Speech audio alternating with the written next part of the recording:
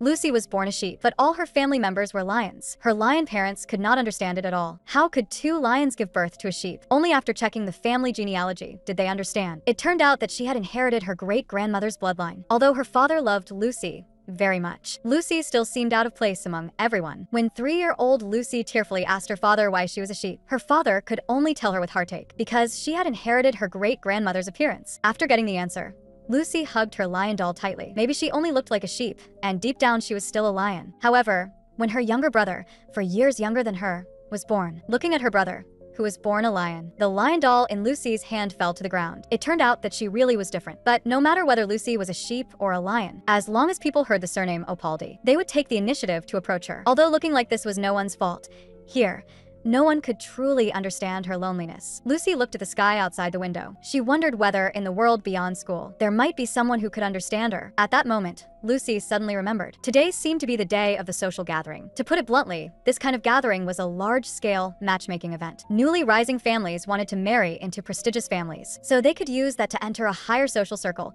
while families with different backgrounds but similar social status also needed to form strong alliances. Of course, Lucy belonged to neither of those categories. Who told her that lion blood flowed in her veins? Yet she happened to have the appearance of a sheep. She even had difficulty making friends, let alone finding a partner, and she also did not want her children to have to face the same troubles as she did in the future. So every time, she only went through the motions. Then she would find a quiet corner and fold paper by herself. Today, Lucy had just wanted to fold a few little dogs when a silver-haired man with furry ears standing upright pushed open the balcony door. Lucy looked over curiously, but the man walked straight up to Lucy. Hello. The man's warm attitude startled Lucy, just looking at the tail behind him swinging so fast it blurred. Was he a dog? Lucy hesitated for a moment, then pretended to be annoyed and told the man to close the door. Lucy had thought that after being treated so rudely, the man would leave without hesitation. But unexpectedly, after closing the door, the man walked over again, looking at that handsome face drawing closer and closer, and the softly swaying furry ears. Lucy's mind fell into chaos. She unconsciously noticed the man's eyes. Was it because of the moonlight's reflection? His eyes were actually shining with a silver light. Suddenly coming back to her senses, Lucy shyly turned around. Oh no, what on earth had she just been doing? Wagging his tail, the man tilted his head and asked a string of questions. What are you doing here? Are you lost? Where is your family? Hearing these questions, Lucy thought he had also come because of her family. So she asked him in return what his name was. The dog introduced himself as Ramon, but did not mention his family name. Lucy did not dare look at Ramon. Did he think his family was not respectable enough? Or did he simply not know who she was? Because usually, people meeting her for the first time would look at her with surprise or sympathy. Lucy could not understand why Ramon, clearly a stranger, did not look at her with strange eyes. After thinking it over, out of politeness, Lucy still introduced herself, though she also deliberately hid her family background. She turned and walked to a corner, hiding herself again. But even while hiding, Lucy was still secretly watching Ramon, inwardly complaining about why he still had not left. And Ramon, completely unaware of all this, walked straight over to Lucy and squatted beside her. This looks really fun. Can you give me a sheet? This was a world where everyone had furry ears and tails. Only Lucy had a pair of incomparably hard sheep horns, simply because she had inherited her great-grandmother's bloodline. She was the only odd one in the family. Lucy smelled flowers and almonds on Ramon. That scent was so much like spring. She thought again that if she did not give Ramon any paper, he would probably keep pestering her, so she still handed him a sheet. Lucy was full of doubts. Everyone else was busy building connections at the gathering, so why was he staying here? At that moment, she noticed that the paper in Ramon's hand had already become tattered. In the end, it was even torn apart completely. Lucy suddenly stood up and angrily questioned Ramon. If you hate me, just say it. Why take it out on the paper? Seeing that Lucy had misunderstood, Ramon hurriedly explained in a fluster, saying he did not hate Lucy. He just did not know how to fold paper. Lucy then asked, then why did you still ask me for paper? Ramon became even more flustered. He only wanted to get a little closer to Lucy, but why did Lucy think he hated her? Hearing that, Lucy laughed. Sure enough, it was just as she had thought. Someone really had arranged for him to come over. Ramon did not get angry when he heard the accusation. He merely scratched his cheek and asked Lucy in return, would she get close to someone she did not like? For example, that playboy at the banquet. Lucy was amused. She had not expected Ramon to be quite interesting, so she took the initiative to offer to teach Ramon origami. Ramon gladly agreed. This was the first time Lucy had played with someone of a different lineage, and it was also the first time she began to look forward to the next banquet. Lying in bed at night, Lucy tossed and turned. She began to regret why she had glared at Ramon the first time they met, and even driven him out. Why had she done that? Ramon had obviously only wanted to play with her. Lucy's heart pounded. Having made a friend for the first time, she was full of insecurity. They had not talked much, and she did not know how Ramon felt. Lucy made a quiet wish in her heart. If only she could see Ramon again. Soon, it was time for the next gathering. Lucy looked at herself in the mirror, dressed up elaborately, and muttered in a not very confident voice, "Do these earrings look nice? What about the dress?" At that moment, her younger brother beside her praised her, saying that whether she wore earrings or not, Big Sister was equally beautiful. Lucy's face immediately turned red, and she could not help worrying that she might have dressed too gorgeously. In the end, she still took off the earrings and stubbornly said that she was not going to the gathering to see anyone in particular. But when she walked onto the balcony, Ramon's silver hair entered her sight once again. At this banquet, Lucy learned more about Ramon. Ramon's mother had passed away long ago, and his father was also not by his side. Only he and his two older brothers lived together. Lucy felt very guilty, thinking that she had brought up Ramon's painful memories. She wanted to do something for Ramon. A book said patting a dog's head would help him relax, but she was worried that Ramon would not like it and that it would also mess up his hairstyle. Unexpectedly, Ramon was especially enthusiastic. He moved close to Lucy at once and lowered his head. "Go ahead, pat my head." Having gotten permission, Lucy carefully placed her hand on Ramon's head and gently rubbed it. Ramon let out a few comfortable whimpers. Lucy felt a little strange inside. Do dogs make sounds like this? Forget it, whether he was a cat or a dog. He was her friend. Lucy was a little sheep, yet by accident, she had stumbled into the world of carnivores and made a dog friend, but she did not know that this well-behaved little dog was actually a big bad wolf. When the banquet was about to end, Ramon's two furry ears drooped down, and he asked Lucy reluctantly whether they could meet again at the next gathering. But gatherings like this were not held on a fixed schedule, so who knew when the next one would be? Still, Lucy agreed and said she would definitely come next time. Ramon's eyes lit up at once. Although they could not set a date, "Let's play together again next time." Listening to the sound of the carriage clattering away, Lucy suddenly remembered that she should have asked for his contact information. They did not seem close enough yet to meet alone outside, and what if people started gossiping? It would probably be safer to stay friends only at gatherings. Lucy thought about many things, and only then realized that she did not really understand Ramon. She did not know how to keep her distance from him, nor how to get closer to him. Lucy's unusual behavior caught her father's attention, but they had only met twice, so there was still no need to tell her family. On the way back to her room, Lucy wondered why Ramon had not told her his surname. Did he not want to say it? He really was becoming harder and harder for her to understand, and that was why she thought Ramon was so special. In the days that followed, they basically met once a week, but it was not the end of the year.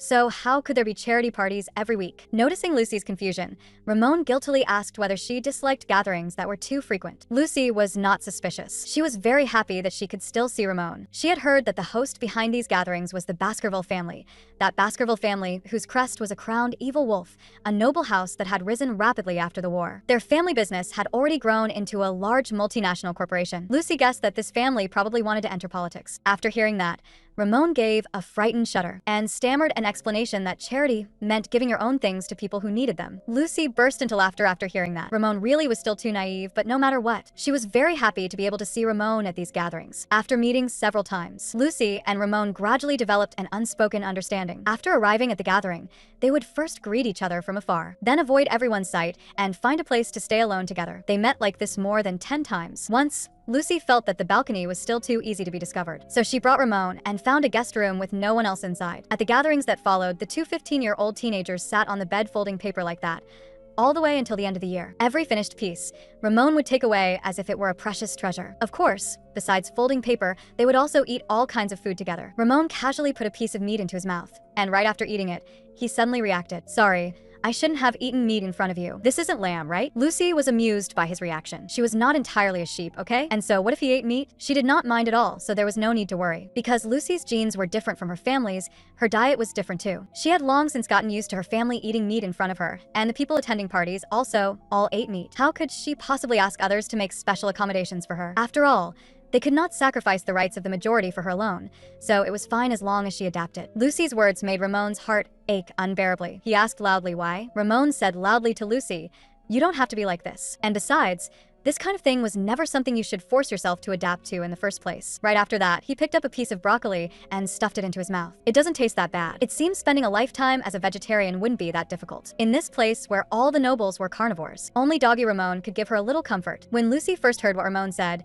she still felt a little troubled because she could not force everyone to become vegetarian with her after all. But after seeing Ramon eat the broccoli, a trace of warmth still quietly passed through her heart. So there really would be someone willing to change for her. When she was little, Lucy had always thought she was adopted. She thought her real family was somewhere else. Although her parents told her that looking different was not her fault, there were still many troubles in reality, and who could she say these things to? In her family, she seemed to have become invisible, and she often felt incomparably lonely. But now it was different. So there really was someone in this world willing to listen to her voice, and also willing to change for her. Angry Ramon no longer wanted to see the meat in front of him and walked to the bedside. Looking seriously at the girl before him, he said, "Lucy, whether it's fruit or vegetable leaves, I can eat it. So no matter what happens, the two of us can live well just like this." Lucy felt that her mood had never been this relaxed before. Just then, the music at the party stopped, and they should go out now. Ramon's ears drooped, and even the disappointment in his voice was almost overflowing. "Has time passed so quickly? I still want to stay a little longer." Lucy moved closer to him, just about to comfort this dejected big dog. But the room door was suddenly opened. Her mother's figure appeared in the doorway. Lucy turned back in surprise and quickly pulled away from Ramon. Standing in front of him,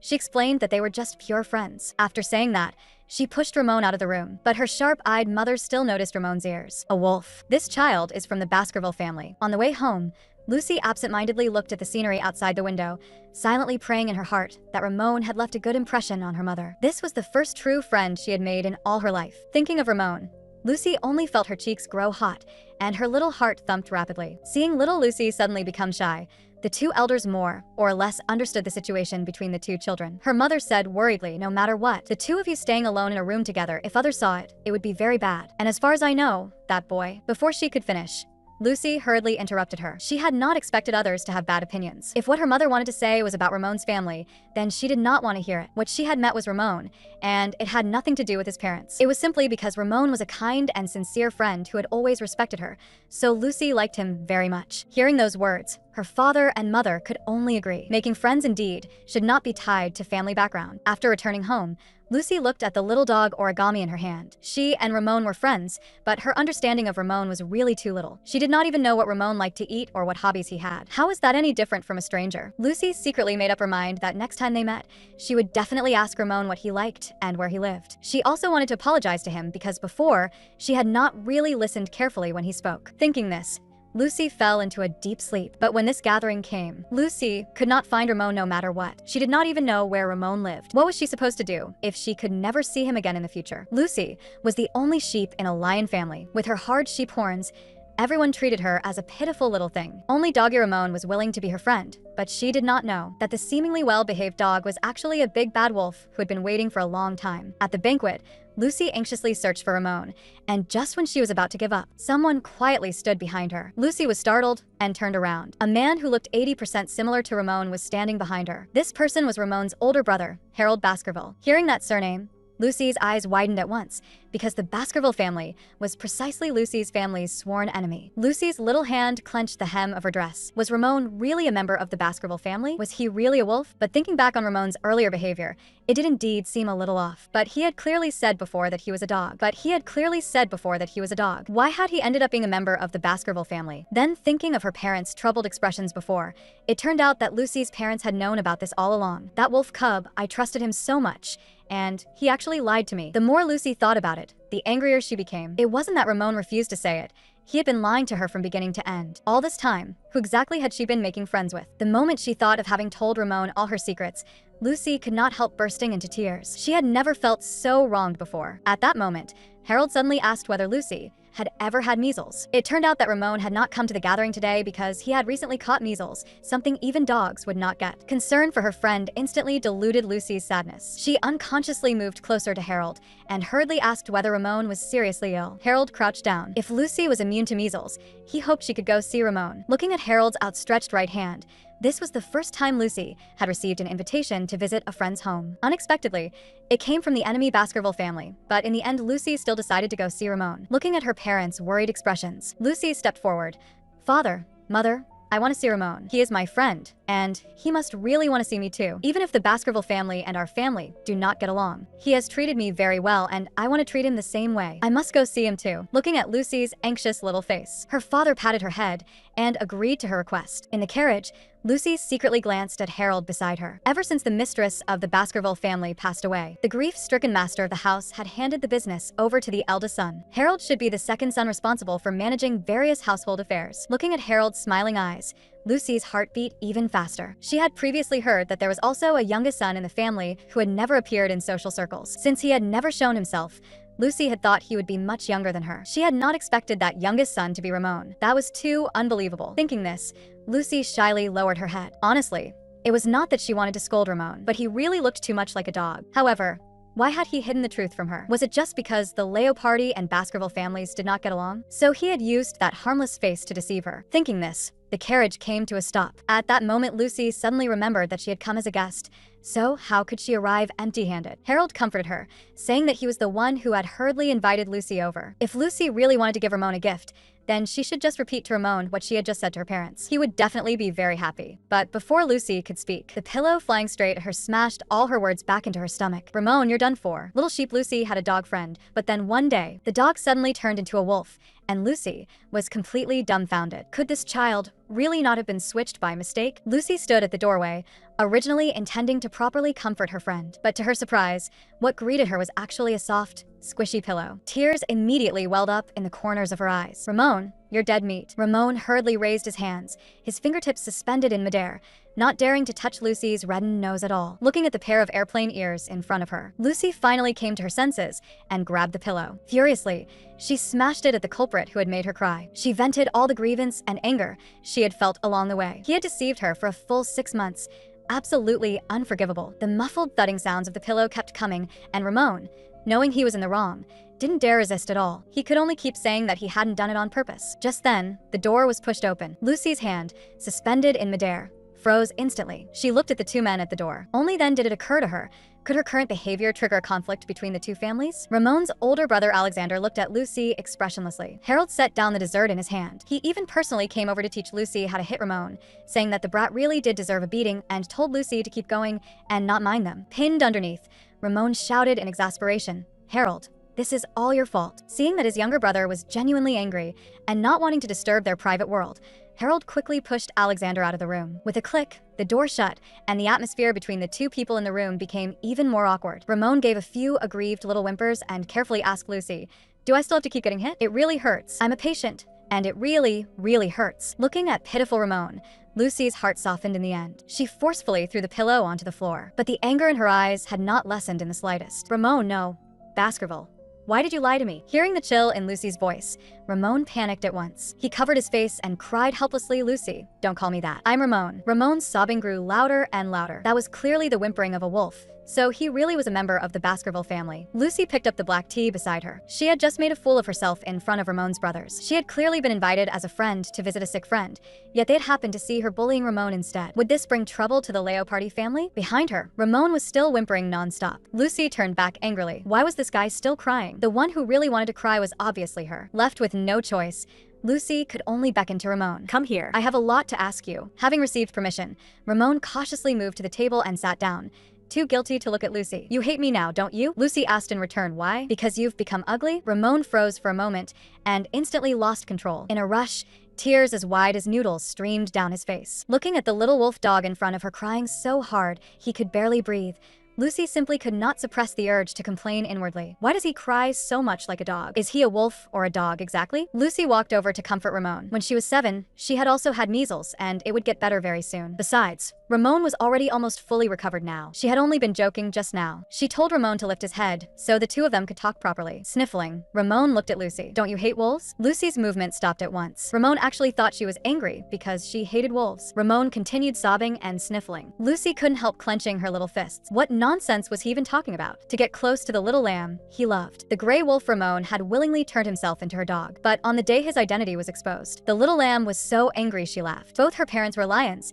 so how could she possibly be afraid of a vicious wolf? What made her angry was that she had told Ramon all of her troubles. Yet Ramon had concealed from her the fact that he was a member of the Baskerville family. By doing this, was Ramon making a fool of her? Or pitying her? Or had he made a bet with someone else? The string of questions left Ramon completely stunned. He quickly stood up and protested, "No, Lucy. How can you say that?" Lucy stared straight into Ramon's eyes. If not, then why exactly? Ramon nervously swallowed and stammered out an explanation. At first, he had only wanted to leave a good impression in front of Lucy, because the relationship between their two families had never been good, and as for the relationship between sheep and wolves, that went without saying. The more Ramon spoke, the redder his face became, and his voice grew as soft as a mosquito's hum. Lucy had never expected that to be the reason, and couldn't help bursting out laughing. In the end, She laughed so hard that even her stomach hurt. She wiped away the tears at the corners of her eyes that had come from laughing. Did you think the relationship between sheep and dogs was very good, then? Ramon, I don't care about your background, but why did you have to say you were a dog of all things? Ramon hurriedly explained that he thought dogs and sheep would be a little closer. Aren't there sheepdogs too? Lucy laughed so hard she simply couldn't stop. Did he also want to turn into a sheepdog and herd her back into the sheepfold? Ramon felt embarrassed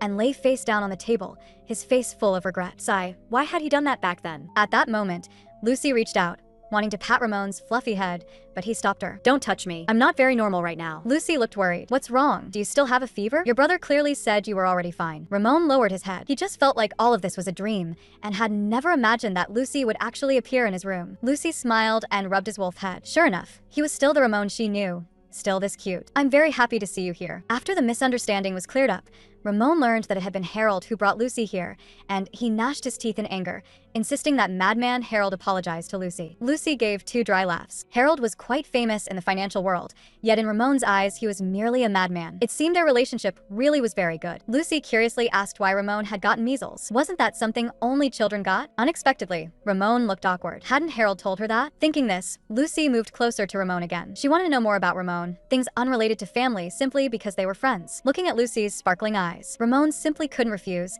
and could only answer one by one. Just as the two of them were chatting happily, Alexander walked in with a serious expression. He said he wanted to speak to Lucy alone. Lucy felt a little nervous. Could it be because of what had happened just now when she bullied Ramon? Had it caused some kind of family crisis? Little lamb Lucy had made friends for the first time, and that friend had turned out to be a big gray wolf. But she was not afraid at all, because her whole family were lions. To visit her sick friend, Lucy came alone to Ramon's home. Just as the two of them were chatting very happily, Ramon's older brother Alexander pushed the door open and walked in. Alexander's serious expression made Lucy's heart tremble slightly. Perhaps noticing the girl's nervousness, he smiled. It turned out that Lucy's family carriage had already arrived. He had only come to inform Lucy that it was time for her to go home, but that smile made her heartbeat quicken a little. Behind her, Ramon secretly pouted. On the way out, Ramon suddenly said, "My brother has a girlfriend." Lucy was not surprised to hear it, because everyone already knew that. Instead, Ramon was the one who froze. "How did you know? Do you know my brother?" Lucy also paused for a moment. The reason she knew was simply because her parents had mentioned it at home before. As soon as the words fell,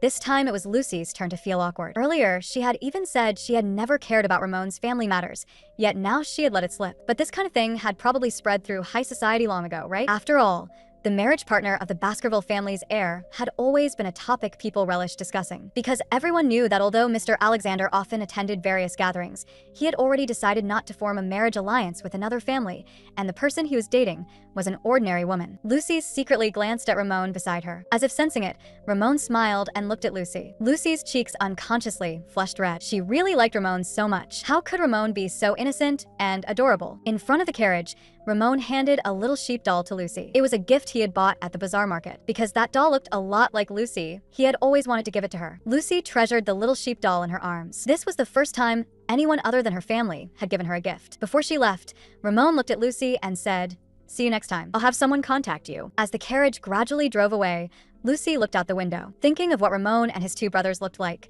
she couldn't help laughing. They were like dolls of different sizes, all looking exactly the same. Lucy looked at the little sheep in her hand. Not only had she come empty-handed to visit the sick, she had even received a gift instead. The little sheep smelled nice, and its fur was so soft, just like Ramon's hair. Its fur was so soft, just like Ramon's hair. After the new year, Ramon recovered completely. The two arranged to meet at the horse ranch. It was their first time meeting somewhere other than a social gathering. Ramon worried that Lucy would feel bored. Lucy also spent the entire night sleepless from nervousness, and when she thought of how she had searched everywhere for tips the day before, Lucy couldn't help blushing. And so, the two of them kept riding until the sky grew dim. When it ended, Lucy was delighted. So playing together with a friend was such a happy thing. After that, as time slowly passed, Lucy and Ramon's relationship grew better and better. Baskerville and Leopardi, wolf and sheep. Anyone who looked would think it was a strange combination. Lucy used to always imagine that if people had no horns, no scales, no tails, and no fangs and could live equally, that would be wonderful. Wasn't there such a world? But when she was with Ramon, Lucy would not think about these things. The more she got to know him, the more she liked him, especially Ramon's tail, which was always wagging back and forth. That way, Lucy would know that Ramon liked her too, and him wagging his tail was just too cute. The brightness in the boy's moonlit eyes gradually dimmed, only because the girl he deeply loved was a sheep, while he himself was a gray wolf. In the garden, Ramon suddenly asked Lucy whether she would feel miserable because of him. As far as Ramon was concerned, he was not afraid of other people's pointing fingers. He was only afraid that people would point fingers at Lucy. But Lucy showed a gentle smile. In her view, Ramon was the gentlest wolf in the world. She really liked Ramon very much, and also hoped she could be good friends with Ramon for a lifetime. But Ramon let out a soft sigh and nervously said, "Lucy, actually, I'm only good to you alone." Lucy burst out laughing, not understanding Ramon's real meaning at all, and thought he was joking. "How amazing, I'm only not good to you alone." The moment Ramon heard that, he immediately retorted, "No, you're very good." After saying that, he shyly lowered his head, not daring to look at Lucy. "No matter what you are, I like you, and I simply can't imagine you becoming anything else." To reassure Ramon, Lucy said that after they grew up, she hoped they could still be best friends forever. She had thought Ramon would happily wag his tail when he heard that, but unexpectedly, he looked crestfallen, pressed his lips together, and said softly, "If that's what you want, then okay." Ramon's strange expression made Lucy feel suspicious. Had something happened? It turned out that just a few days earlier, the three Baskerville brothers had had a huge argument in the carriage. Harold mocked Ramon gleefully, saying, "You're already 16, and all you know how to do is things like paper folding and horse riding, such genteel little hobbies. How long exactly do you plan to keep this up?" Then, thinking of the silly way Ramon had stayed up all night practicing horse riding the day before the date, Harold couldn't help complaining. Lucy actually didn't notice. She really didn't say anything. Ramon heard him, but only looked out the window with a gloomy face. Seeing Ramon ignore him, Harold became furious at once. "Ramon, if you keep being this reserved, nothing good will come of it. Lucy definitely already knows how you feel. She's just pretending not to see it on purpose. You're nothing more than a dog circling around her. If this keeps up, sooner or later she'll kick you away with one foot, and you'll become a dog that has fallen out of favor." Those words thoroughly struck Ramon's sore spot. He suddenly turned his head and roared, "Have you said enough? Do you expect me to become like you, the one dumped by Lunasis?" Harold's expression instantly darkened. At that moment, Alexander, sitting to one side, delivered a precise finishing blow. If you think about it carefully, Ramon really is better than Harold. At the very least, Lucy will go on dates with Ramon, and she worries when he feels unwell, and even came specifically to visit him when he was sick. But what about Harold and Lunasis? Harold, who had been critically struck by a single sentence from his own older brother, let out a low growl from his throat. Alexander, however, did not care in the slightest and said with a smile, "If Lunasis were willing to let you be her dog, you'd probably be so happy you'd roll over and expose your belly to curry favor with her." Watching his two older brothers quarrel, Ramon covered his ears. He truly hated that he was a wolf, and he also disliked the Baskerville family, and even more so, did not want to become a descendant of the Baskerville family. Although wolves live in packs,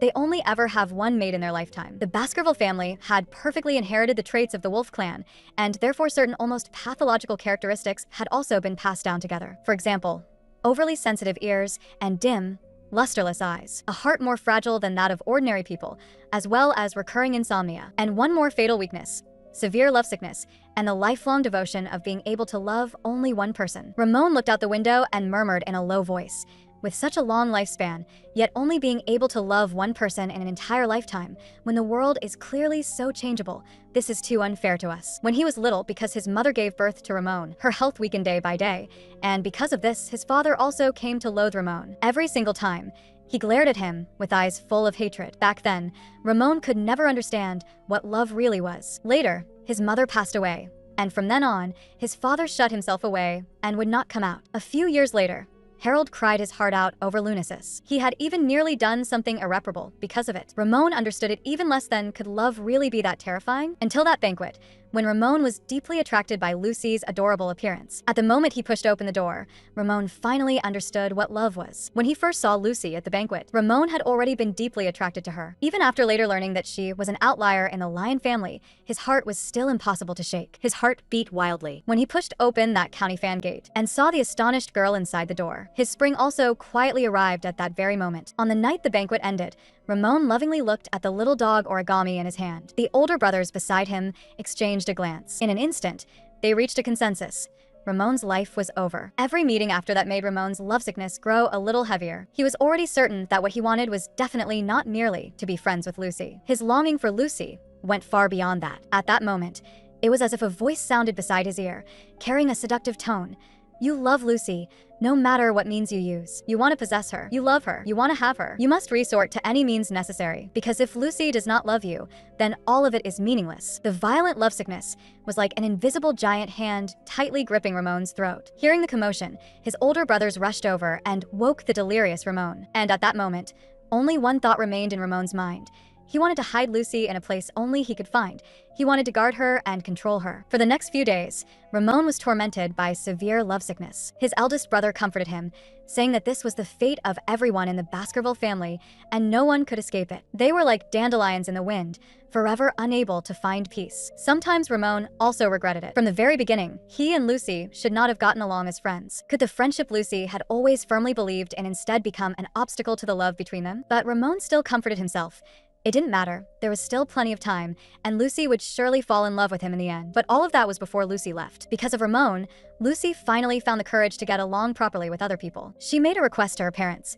In the future, she wanted to go study somewhere else. Here, Lucy could not find her true self, and if she went somewhere else, she would no longer continue using the surname Leopardi. She wanted to change her surname to Harmon, which was the surname of the great-grandmother who had given her her sheep horns. After learning the reason Lucy wanted to leave, both her father and mother felt extremely guilty, and in the end still agreed to her request. A few days later, according to Lucy's wishes, her parents inquired about several distant schools for her. Looking at the envelope in her hand, Lucy felt a trace of unease in her heart. She was actually really going to a school where no one knew her at all. If it had been the year before last, perhaps it would have been fine, but if she left here now, what would Ramon do? Lucy thought that maybe they would still keep in touch, and would also each make new friends. But at the thought of Ramon possibly talking and laughing with other girls, her heart ached dully. Lucy suddenly realized, was this jealousy? But she still clenched the envelope in her hand tightly. There was no turning back now. During the dates that followed, Ramon sensed that something was off with Lucy. Lucy gently rubbed the teacup in her hand. In the end, she still did not say the words, "Do you want to come with me?" Lucy lay sprawled on the bed and sighed. She had clearly been the one insisting on leaving, yet now she did not want to go anymore. Would Ramon be sad? If only he were my friend alone. Ramon, do you feel the same way too? He is a madman who loses his reason because of love. For the girl he deeply loves. He is even willing to disguise himself as a gentle and harmless dog. Lucy rolled back and forth on the bed. Even today, she still failed to tell Ramon that she was leaving. Just as Lucy was feeling upset, her younger brother Louis walked in. He wanted to know whether Lucy and Ramon were really just friends. In Louis's view, everyone in the Baskerville family was a lunatic driven mad by love. For love, they would even kill and burn without hesitation. They would betray their lord and even turn against their own brothers. That family would destroy everything for the sake of love. And this family trait was even hereditary. In every generation of their family, someone like that would appear. It was practically a mental illness. Perhaps their parents agreed to let Lucy leave because they were worried that Lucy and Ramon were getting too close. These words shocked and angered Lucy. Could it be that because of such rumors, the relationship between her and Ramon looked so abnormal? Did Ramon get misunderstood like this every time he made a friend? Of course, Louis did not want to suspect Lucy's friend either, but he felt that their friendship was not that simple. It would be best for them to keep some distance. What if Ramon really fell in love with Lucy? Lucy was furious at such prejudice. Ramon was the first friend she had ever made, yet Louis said he had approached her with ulterior motives. Could rumors really be more trustworthy than her own family? Feeling powerless under the misunderstanding, Lucy covered her face and drove Louis out of the room. Lucy could not help but start feeling sorry for Ramon. Now she finally understood why Ramon had hidden his surname. Time flew by, and in the blink of an eye, spring had passed. And just like that, the final school year came to an end. Lucy looked at the certificate of academic completion in her hand. Could this single sheet of paper really prove all her years of hard work? A trace of regret arose in Lucy's heart, but it was already too late to cancel her plan to study away from home. At the art exhibition, Lucy still could not hold back and softly called out Ramon's name. Seeing Ramon smile, her face instantly turned red. In that hazy moment, it felt as if they were really dating. In other people's eyes, were they really that kind of relationship too? Lucy simply could not focus on the exhibition at all. In her eyes, there was only Ramon. While they were eating, Lucy suddenly asked Ramon whether he had someone he liked. Ramon almost failed to hold onto the fork in his hand. His whole face turned red, and he stammered that he did not have anyone he liked right now. Lucy responded with a smile, but her heart slowly sank. So Ramon did not have anyone he liked yet, and that included her too. Lucy only felt wave after wave of pain in her heart. At that moment, Ramon asked her, "If I had someone I liked, what would you want to know?" There was a probing note in Ramon's voice, but Lucy forced herself to stay calm and said, "If that were the case, then of course I would congratulate you. I was just asking casually, so you do not need to mind it." After returning home, Lucy lay on her bed. The moment she thought about Ramon liking someone in the future, another sharp pain struck her heart. By that time, Ramon would not keep her in his heart anymore, would he? Once he had someone he truly loved, he would surely give everything for her. and he would definitely be gentler to her than he had ever been to Lucy. After all, liking and loving were ultimately not the same. Although she thought that with her mouth, the stabbing pain in her chest could not deceive her. Lucy thought that if someone more important than herself appeared by his side, then what should she do? Just as Lucy tossed and turned, unable to sleep, her window was suddenly tapped lightly by a pebble. Ramon was a thoroughgoing lunatic in love. He had wanted to hide his true nature and stay together with the person he loved for a long, long time. But he had never expected that the person he loved was about to leave. In order to keep Lucy from misunderstanding him, Ramon came to find her. It was already 1 in the morning. Had Ramon run away from home? Or had he argued with his older brother? Ramon neither. At this moment, there was only Lucy in his eyes. The tail behind him wagged rapidly, and in the hazy night, both the boy and the girl wore expressions tinged with shyness. Ramon lowered his eyes. He wanted to tell Lucy personally about the rumors surrounding his family. According to the rumors, once someone in the Baskerville family fell in love, they would become unable to distinguish right from wrong, and if the relationship did not bear fruit, they would go mad or even commit suicide. But all of that was nothing more than rumors made up by people jealous of the Baskerville family status. Lucy was so frightened that her hair stood on end, but Ramon continued speaking. My older brother has already been in love for several years. If he really had mental problems, how could he possibly hide them for so long? Lucy felt a faint unease in her heart and hoped the topic would end there. But Ramon said, is a family marriage alliance really that important? I simply cannot accept treating love as a tool for transactions. Lucy, you think the same way too, don't you? Lucy's eyes flew wide open, but in her family, everyone had clearly gotten married that way. Seeing Lucy's dejected expression, Ramon thought he had been too boring, so he could only gloomily fiddle with his fingers. The next second, a hand gently came down and softly patted the top of Ramon's head. She could understand Ramon's feelings. Whether because of appearance or because of family, being misunderstood was a very painful thing. But in Lucy's heart, she was thinking, why had Ramon run over so late at night to tell her all this? Was it because of what she had said during the day? Did he want to get her congratulations? Ramon's next sentence completely confirmed her suspicion. Lucy, actually, I already have someone I like. Can I say it out loud? The spring wind was obviously warm and gentle, yet Lucy only felt a piercing chill. She blurted out that she was leaving because she did not want to hear the name of the person Ramon liked. Ramon froze, and his questioning voice grew louder and louder. You're leaving? Why so suddenly? Lucy did not know why she was being so despicable at this moment. Before leaving, she truly had no mood to listen to Ramon's love story. Ramon simply could not accept the news. He questioned Lucy. If this had been decided long ago, then why had she not told him sooner? Lucy still wanted to explain, but Ramon suddenly stood up. Was I just a toy for your amusement before you left this place? That sentence struck the softest place in Lucy's heart with brutal force. She reached out, wanting to pull Ramon back and explain, but he shook her off at once. Ramon's expression was gloomy and sharp. You have no idea what I am feeling right now. After saying that, he turned and left directly, leaving Lucy alone behind him, trembling helplessly. Pearl-like tears slid down her cheeks. That night, Lucy lost Ramon. Although Lucy later wrote many letters expressing her apology, Ramon never responded. Lucy wiped away the tears at the corners of her eyes and muttered in a low voice, "Are you really that angry?" Until one day, at a gathering, Lucy stood in the corner. Ramon had not come again today, and just as she was full of disappointment, a heroic-looking black-haired woman walked over. Lucy, do you still remember me? Lucy was a sheep, but her family were all lions. In order to gain the freedom to eat vegetarian food, Lucy decided to leave her hometown and study at another school. But she had not expected that this decision would hurt her best friend Ramon. In order to apologize to her friend, Lucy attended gatherings every day just to wait for Ramon to appear. But unexpectedly, she met a heroic girl first. The girl's name was Sue, and she was Lucy's classmate. Because of inferiority in the past, Lucy had hardly ever interacted with her classmates, but she had actually always liked watching Sue's equestrian performances. Sue looked pleasantly surprised. She had thought Lucy was cold toward all her classmates, so it seemed she had misunderstood Lucy. Sue had originally wanted to introduce Lucy to the other classmates as well, but Lucy refused because she was about to transfer away. Lucy smiled as she watched Sue leave. The reason she could chat so naturally today was all thanks to Ramon. But when she thought of Ramon, her expression dimmed again. She really wanted to apologize to Ramon, but what was Ramon doing now? There were only 2 weeks left before she would leave, and Lucy could no longer care about her pride. She handed the letter to Alexander, hoping he could help pass it to Ramon. But until the very last day, Ramon still did not appear. Lucy sat on the bench in the park, crying so hard she could barely catch her breath. Where on earth had the Ramon she knew gone? Early the next morning, accompanied by her family, Lucy got into the carriage that would take her away. She made up her mind that now she was Lucy Harmon,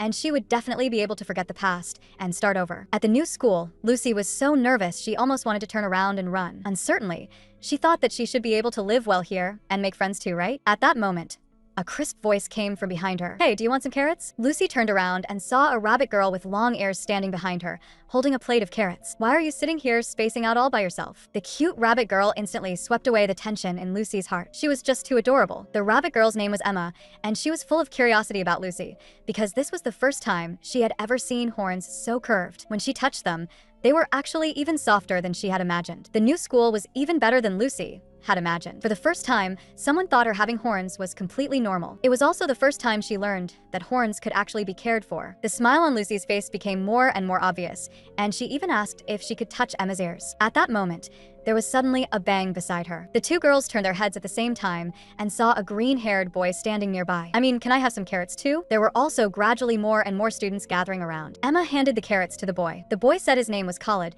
though she could also just call him Callie. Emma looked amazed and guessed that Callie might be a retriever, or perhaps a peacock. But the experienced Lucy could tell at a glance that Callie was 100% a carnivore. Callie looked at Lucy in surprise. That's right, he really was a carnivore, and in fact, he was a snake. The moment Emma heard that, all her fur stood on end, and she said angrily, "You are way too sly. In order to get close to us, you actually ate something harmful to yourself." Callie looked awkward. Hey, using a word like sly on a snake also counts as a kind of discrimination, doesn't it? The two of them argued more and more fiercely, and in the end, they almost started fighting. Fortunately, at that moment, the teacher walked in. Lucy was full of surprise. The teacher here was actually a raccoon, something simply unimaginable in the capital. And then she looked at the classmates around her with all kinds of horns. Lucy realized once again that here, she was not alone. At lunch, Lucy stared wide-eyed in astonishment at the rich variety of vegetarian food. It was like discovering a new continent. Emma affectionately linked arms with Lucy, and the two of them shared delicious apples together. At that moment, Callie came over again, carrying a small plate of meat, and sat down beside the two of them. Although Emma really did not like him, in order to show that she did not discriminate against any kind of animal, she still reluctantly agreed. Listening to the two people bickering beside her, Lucy thought to herself that it seemed she needed to find a friend who also had horns on their head. However, the very next day, Lucy came to school carrying a fragrant scent all over her, and the students along the way were all whispering about it. Lucy nervously sniffed herself. Strange. Why is there always such a delicious smell? Could it be that she had used the wrong thing? And when she learned that what she had used was a keratin cream specifically for carnivores, Lucy became so embarrassed that her whole body froze. She had only just arrived at school and already made such a fool of herself. She simply wanted to flee the planet. Lucy was a little sheep who loved eating grass, but her family were all meat-eating lions. In order to achieve the freedom to be vegetarian, Lucy decisively transferred to a school full of herbivores. Everyone here was talented, and they all spoke so nicely. She absolutely loved this place. Everyone here spoke so nicely. She absolutely loved this place. Amid busy schoolwork and exams, one semester quickly passed. Lucy became more and more accustomed to life here, but in her heart it always felt as though a piece was missing. She looked out the window. Ramon's figure appeared before her eyes. Are you doing well? Did you confess to the person you like? At that moment, Emma suddenly popped out. Lucy, what are you thinking about? Winter vacation is almost here. Emma invited Lucy to go to her house and play. Callie shouted from the side that he wanted to go too. Seeing the two of them start arguing again, Lucy broke out in a cold sweat. Did they not get tired of arguing like this every single day? She thought of Ramon again. Did Ramon really not plan to see her ever again? If she quarreled with Emma or Callie, would she also feel this miserable? Tears slowly welled up, and Lucy's eyes gradually grew moist. How could he just never contact me again? Are we even still friends? A few days later, as soon as Lucy arrived at school, Emma asked with a gossiping expression, Lucy, have you heard? A transfer student is coming to our school, and he's also a rich kid from the capital. In Lucy's heart, a certain premonition faintly arose. She turned and ran outside. She did not even know why she was hoping that the person coming would be Ramon, but what if it was? At that moment, a familiar voice came from behind her. Lucy's tears fell uncontrollably. When Ramon pulled her tightly into his arms, she still had not even reacted to what exactly had happened. Lucy tightly shut her eyes. She had clearly thought that for the rest of her life, she never wanted to see Ramon again. Ramon was still behind her, softly speaking of how much he had missed her. But Lucy realized that Ramon's tail was not moving. She suddenly felt that the Ramon before her seemed a little different from the Ramon she knew. By the time Lucy returned to the classroom, she still could not understand why Ramon had come here, or why he had acted so strangely just now. At that moment, Callie suddenly showed a strange expression, as if he had smelled some odd scent on Lucy. He even told Lucy to take off her clothes. Emma immediately looked at him, as though he were a pervert, but Callie could not clearly explain what that smell was. Only after those clothes were locked into a box did Callie finally let out a sigh of relief. But where exactly had Lucy picked up such an extremely aggressive smell? By the next day, news of the transfer student had spread throughout the entire school. Lucy was absent-minded all day long, only feeling that her mind was in complete chaos. Was that person really Ramon? She kept feeling that something was off. Ramon had clearly been able to contact her before. So could it be? At that moment, the bell rang for the end of class, interrupting her thoughts. But Lucy still could not stop herself from overthinking. Suddenly, a burst of commotion came from the doorway. Lucy looked up and saw Ramon walking in, surrounded by a crowd of people. The eyes of the two of them collided in midair. Lucy hurriedly looked away, but unexpectedly, Ramon walked straight toward her. Emma was so frightened that she trembled all over. Seeing this, Callie glared fiercely at him, but Ramon completely ignored the two of them and only looked at Lucy with full attention. "Lucy, it's been so long since we last met. How about we have lunch together? Lucy's family are lions. Lucy's childhood sweetheart is a gray wolf, but Lucy herself is only a sheep." To escape that vicious cycle that made her feel inferior, Lucy transferred to another school. But unexpectedly, her childhood sweetheart transferred there right after her, and the moment he arrived, he shattered Lucy's peaceful life. Listening to the gossip of the classmates around her, Lucy let out a wail in her heart. "Goodbye, my peaceful and stable campus life." She really had not been the center of so much attention for a long time. Seeing that Lucy said nothing, Ramon's tone carried a hint of grievance. "Am I disturbing you? I want to eat with you too, can I?" Lucy felt it was very strange. He had clearly been so cold just now, so how had he become so close again in the blink of an eye? Beside them, Emma's rabbit radar instantly went off. Looking at Lucy, who was obviously not looking right, she seemed to notice something. She grabbed Callie beside her and said, "We're leaving first, Lucy. See you later." Callie was clearly still not reacting and could only be dragged away by Emma in a daze. Now, Ramon's gaze was fixed on the two who were leaving, and his tone carried jealousy. "You seem very close. Are those two your friends?" Lucy's expression was somewhat strained, listening to Ramon comment that Callie was too big and even trying to dominate among the herbivore gene crowd. Lucy silently complained in her heart that words like that seemed the least appropriate coming from him. The atmosphere between the two of them also became more and more awkward. After learning that those two people just now were both Lucy's friends, Ramon's voice turned dejected and mocking. It seems you're really doing well, but I missed you so much." Lucy completely could not understand anymore and loudly questioned him, saying that the one who had never come to see her all this time was Ramon. Facing the angry Lucy, Ramon remained calm, and there was even a smile on his face. "Lucy, I read your letter, and I also received your scarf. I also think I've changed a lot. If I didn't come to find you, I was afraid you would forget me." Lucy was still very angry. "Ramon, why would you think that I would forget you? Because you want to forget me." Ramon lightly said those words. Lucy's heart instantly sank to the bottom. How could she possibly want to forget Ramon? In Ramon's eyes, Lucy becoming Harmon was just for her own momentary relief. She had abandoned her surname, and she had also abandoned him. Ramon's accusation completely broke Lucy's heart. Even if she abandoned everything, she would never abandon Ramon. What was more, Ramon himself had clearly said that he already had someone he liked. Tears instantly filled Lucy's eyes. But the next second, Ramon's voice turned cold, and he even said that for the sake of Lucy's peaceful life, he could pretend that they did not know each other at all. After saying all that, Ramon stood up, leaving behind only one final sentence. "In any case, I really missed you, so that's why I came here to find you." Ramon's merciless back as he turned and left made Lucy lose even the strength to ask him to stay. Had he always thought this way? Had she really hurt him that deeply? At this moment, Emma and Callie came back. After learning about the relationship between Lucy and Ramon, Callie's expression changed at once. After confirming that Ramon was not Lucy's ex-boyfriend, he seriously warned Lucy that it would be best not to hug Ramon because… Before he could finish speaking, Emma came back. Looking at the torn paper craft in her hand, Lucy said, "Could it be that Ramon and I don't look like friends? What does it feel like when your best friend has other friends?" Lucy looked out the window,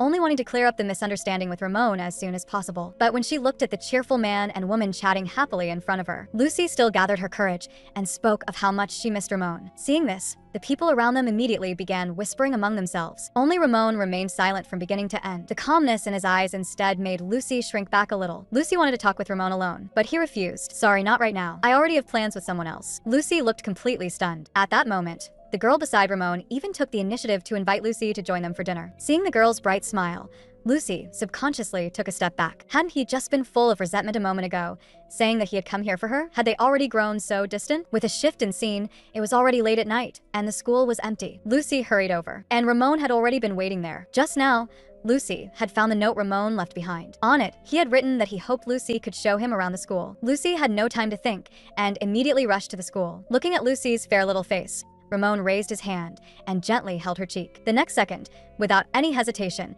he pulled Lucy into his arms. Breathing in Lucy's scent deeply, Ramon felt for the first time this kind of reassurance that was almost like recovering something once lost. Lucy was full of shock. He had been so cold to her before, so what was this supposed to mean now? At this moment, Lucy suddenly remembered what Callie had said and asked Ramon whether he could smell any strange scent on her. Ramon's eyelashes trembled slightly. After learning that Callie had said this, he silently remembered the name in his heart. He raised his hand, took hold of Lucy's wrist, lowered his head, and gently sniffed. There's no bad smell on you at all. All I can smell is fragrance. I guess that snake was deliberately teasing you, right? Are you really friends? I would never make this kind of joke with a friend. Ramon's warm breath fell on Lucy's fingertips, and the sincerity in his words made it almost impossible to doubt him. But Lucy's expression stiffened. Her gaze was fixed on Ramon's completely motionless tail. She suddenly pulled her hand back and defended Callie, saying that although he liked joking around, he had never bullied anyone. Ramon softly sighed that Lucy really had not changed at all, but he himself had already changed far too much. Sitting on the bench, Ramon suddenly brought up the days when Lucy was gone. Only then did Lucy understand that showing him around the school had only been an excuse. What Ramon really wanted was simply to bring up the past with her again. Lucy hurriedly interrupted Ramon. Ramon, we're friends, right? Then why have you never contacted me? Suppressing the surging desire in his heart, Ramon said that of course they were friends. The reason he had not contacted her was only because his older brother had gotten married during that time, and as the younger brother, he had been helping the whole time. At that time, he had actually really wanted to contact Lucy too. It was just that he had not forgiven Lucy yet, so it took him a long time to finally sort out his emotions. And this time, he had come because he wanted to personally tell Lucy the words he had failed to finish saying last time. Lucy's heartbeat suddenly quickened. The bright moonlight fell on the two of them, illuminating Ramon's expression clearly. Ramon gently placed his hand over Lucy's and said that back then, he had truly liked Lucy very much. Lucy was his first love, and this time, he had come to finish the confession he had failed to say that day. Ramon knew that he had done many excessive things back then. At the time, he had been very angry and deeply hurt, but none of that had been Lucy's fault. He should not have taken out his emotions on Lucy just because she did not like him. At this point, Ramon slowly withdrew his hand. His gaze fell ahead, so that was why he had spent such a long time calming his feelings. He had not dared to contact Lucy back then because he was afraid that he would keep clinging to her and not let her leave. After hearing this,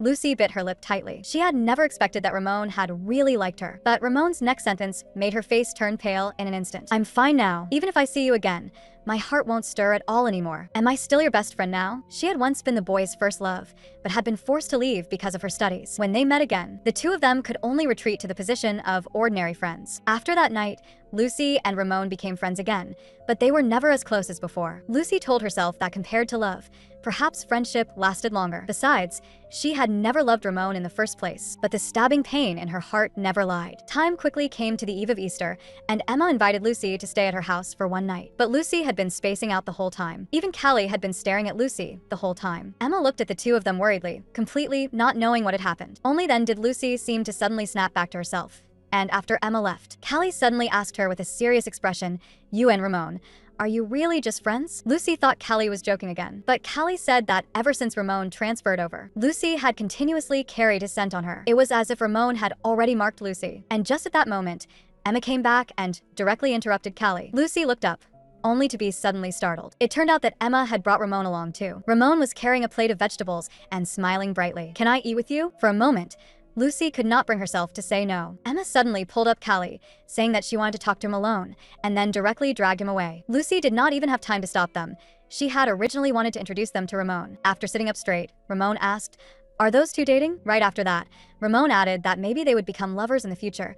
They looked quite well matched. But the next second, his expression suddenly turned cold. "But it's also possible they'll become like us." Lucy only felt that the atmosphere between the two of them was so awkward it was almost suffocating. She suddenly brought up what Callie had said and pressed Ramon, asking what exactly was going on with the scent. Ramon's pupils shrank slightly, and he suddenly grabbed Lucy's hand. He affectionately rubbed the back of Lucy's hand with the tip of his nose and said in a low voice, "How could you possibly have my scent on you? Callie is probably jealous of me, so he said it on purpose." Lucy immediately pulled her hand back and retorted, "Callie is not that kind of person." But Ramon still said in an unreadable tone that Emma and Callie would start dating very soon. By that time, Lucy would be the only one left alone. Lucy felt as if she had been struck hard by a bolt from the blue. At that moment, Ramon suddenly invited her to spend Easter together. Because here, he did not know anyone, so he wanted to spend it with Lucy. Ramon smiled brightly, but Lucy knew Ramon was lying. He clearly had many friends. And when Emma learned of this invitation, she desperately urged Lucy to agree. She even said that maybe in the future Lucy could become the wife of the Baskerville family. Emma was still immersed in the fantasy script of the overbearing CEO falls in love with me, full of expectations for Ramon and Lucy's story. Callie beside her had already frowned and raised his hand to pull Emma away. Then he asked Lucy whether she had told Ramon what he had said. Lucy scratched her cheek a little awkwardly, but looking at these two best friends in front of her, she still could not help thinking, would they really become lovers? Even though Callie could not eat vegetarian food at all, he was still willing to keep enduring it for Emma. That scene reminded her of the Ramon from before. Tears fell uncontrollably. So the Ramon from back then had loved her that seriously. Lucy covered her face painfully. If only she had never realized this, then perhaps she would not feel so regretful. Her best friend already had a new friend. A stabbing pain came from a girl's chest. Was she being too jealous? In the days that followed, Lucy never accepted Ramon's invitations again, until Ramon personally came downstairs to her home. Looking at Ramon's quietly drooping ears and tail, Lucy thought that maybe he was not actually as happy as he looked. Unable to refuse in the end, she still got into the carriage. Listening to Ramon chat eloquently all the way about how he already had many new friends, Lucy's heart ached in waves. At this moment, how she wished she could completely erase her feelings for Ramon. But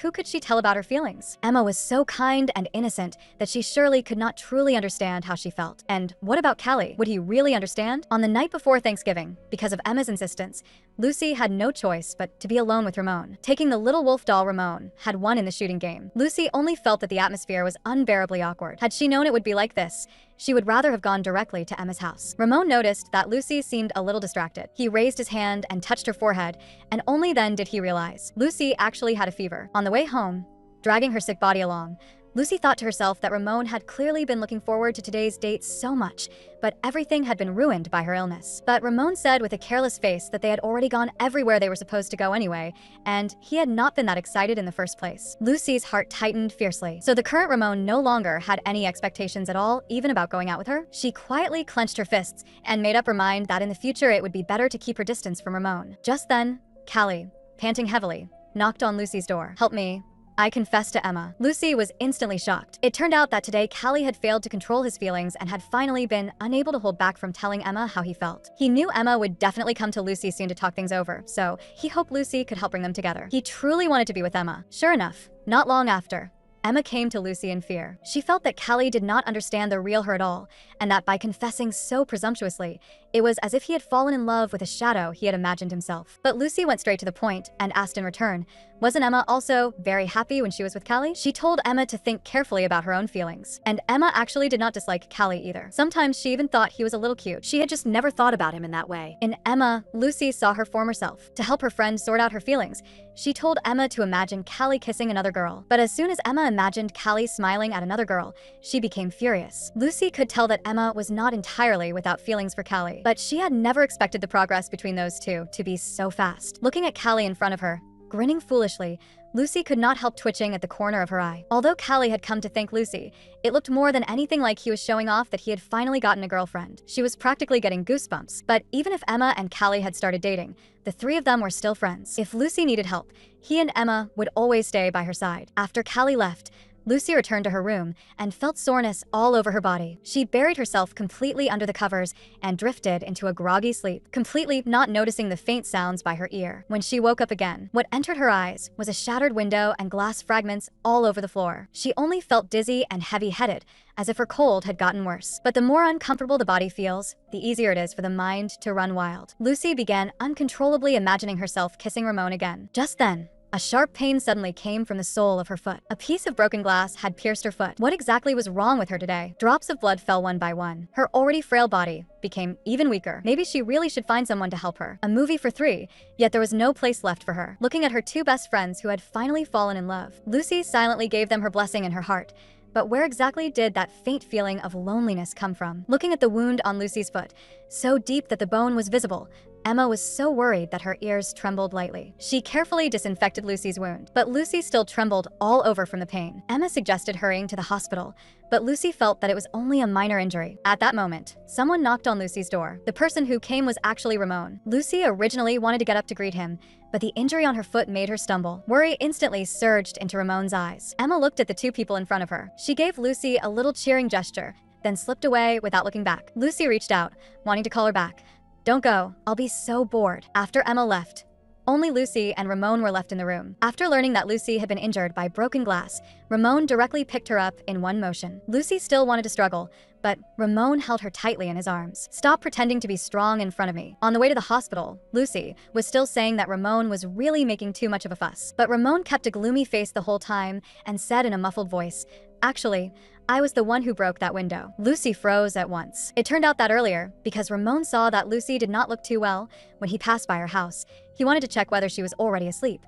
So he casually threw a stone at her window. Who knew he would use too much strength and directly shatter the glass? Lucy was a little surprised. She had not expected Ramon to specifically come looking for her because he was worried about her. That realization made her cheeks grow slightly warm. Half jokingly, she told Ramon to compensate her for the money to repair the window, as well as the medical expenses. Ramon was surprised that Lucy was not angry at all. After relaxing, he could not help but complain about why she had not told him immediately after getting hurt. But Lucy felt that Ramon was truly strange. He had obviously been the first one to give her the cold shoulder, so she simply chose to ignore his complaints. By the time they reached the hospital, Ramon still wanted to carry Lucy all the way inside, but Lucy refused him once again. But to keep Lucy from hurting her foot any further, Ramon ultimately chose to be forceful. He swept Lucy up in a bridal carry and strode into the hospital despite her struggling. After the doctor examined her, it turned out that aside from a tiny piece of glass still left in the wound that had not been cleaned out properly, there was nothing else wrong. She just needed to rest and recover well. Ramon anxiously kept asking whether it would leave a scar. Lucy let out a helpless sigh.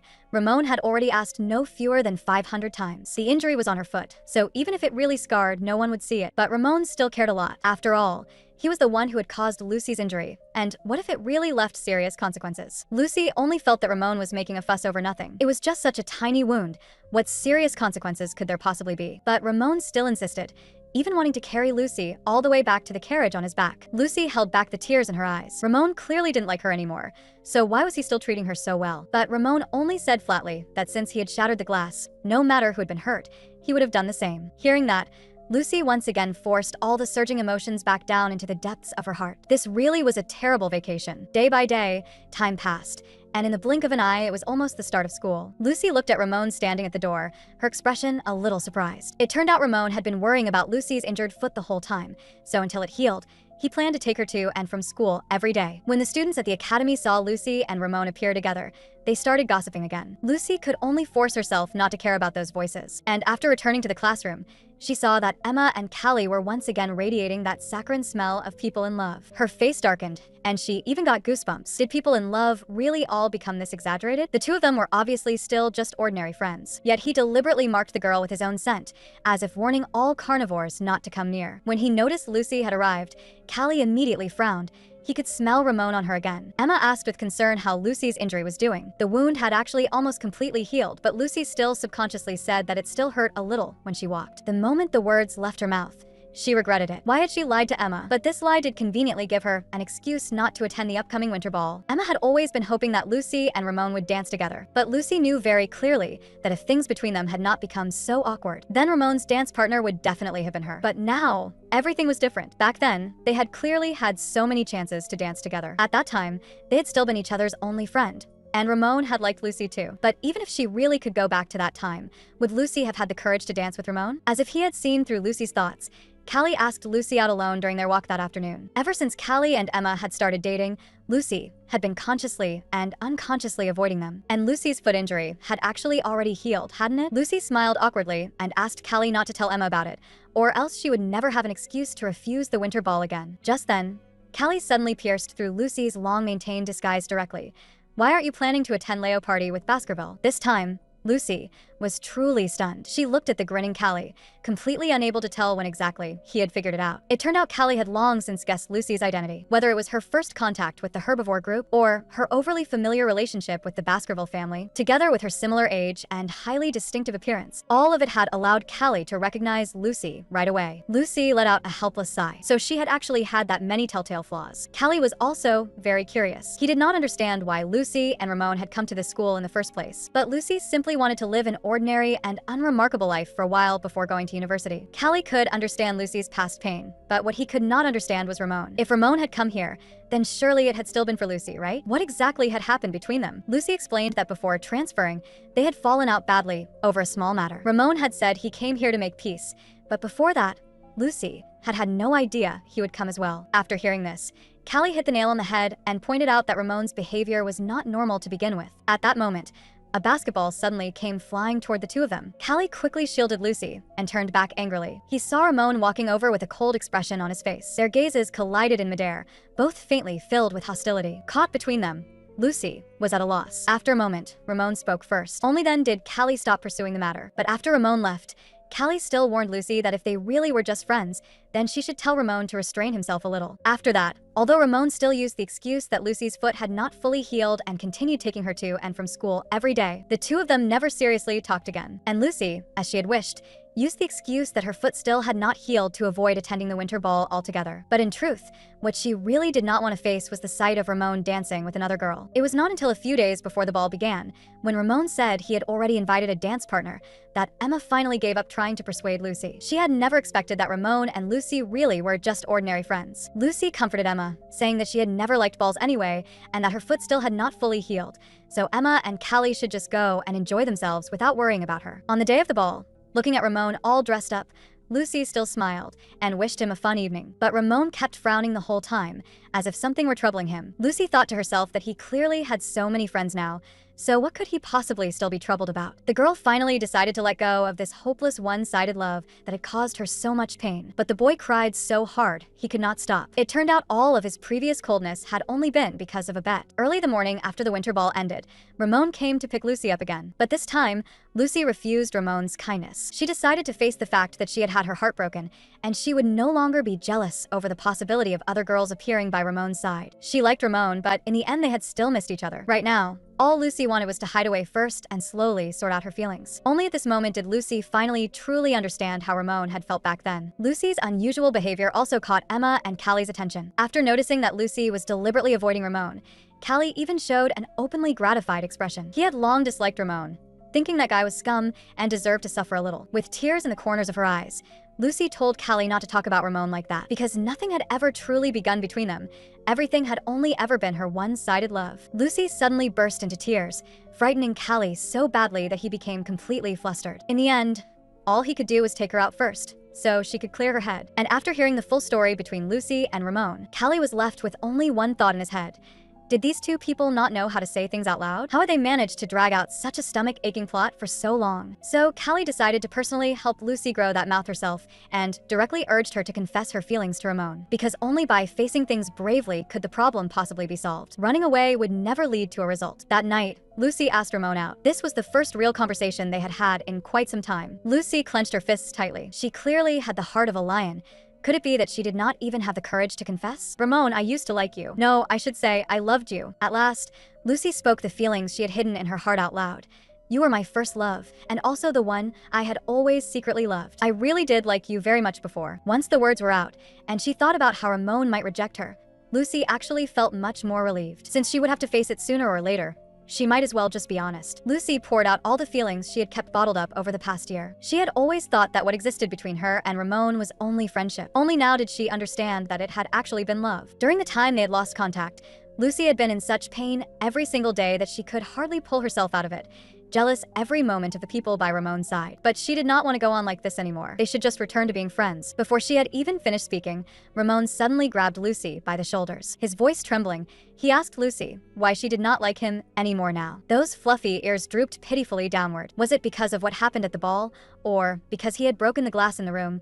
Or because he had said hurtful things? Or had Lucy already fallen for someone else? At this moment, Ramon seemed to return to the way he had been before. In a trembling voice, he asked, "Can you really do that? Because I can't. Please keep liking me the way you used to, okay?" Lucy looked at Ramon, who was leaning on her shoulder and sobbing, and she was completely stunned. Ramon explained loudly, "I know you're very disappointed in me, and I know I went too far, but I can explain really." To calm Ramon down first, Lucy could only bring him back to her room. She handed Ramon the little wolf plush from before, hoping he could calm down first. Holding the plush, Ramon said dejectedly, "Lucy, do you really not like me anymore now?" Lucy only wanted to get Ramon to calm down first, but Ramon just kept crying, those whimpering sounds making him sound exactly like a little dog abandoned by its owner. "Ramon, I like you. Even if I want to sort out my feelings, it's not something I can do that easily." Lucy's words successfully made Ramon stop crying. Those puppy dog eyes brimming with tears stared at Lucy without blinking, as if he could not believe it was true. Lucy asked with a smile in her eyes, "Do you like me?" Ramon's tail instantly began wagging wildly. His eyes were full of Lucy, and his heart was full of Lucy too. He really liked Lucy far too much. Hearing that,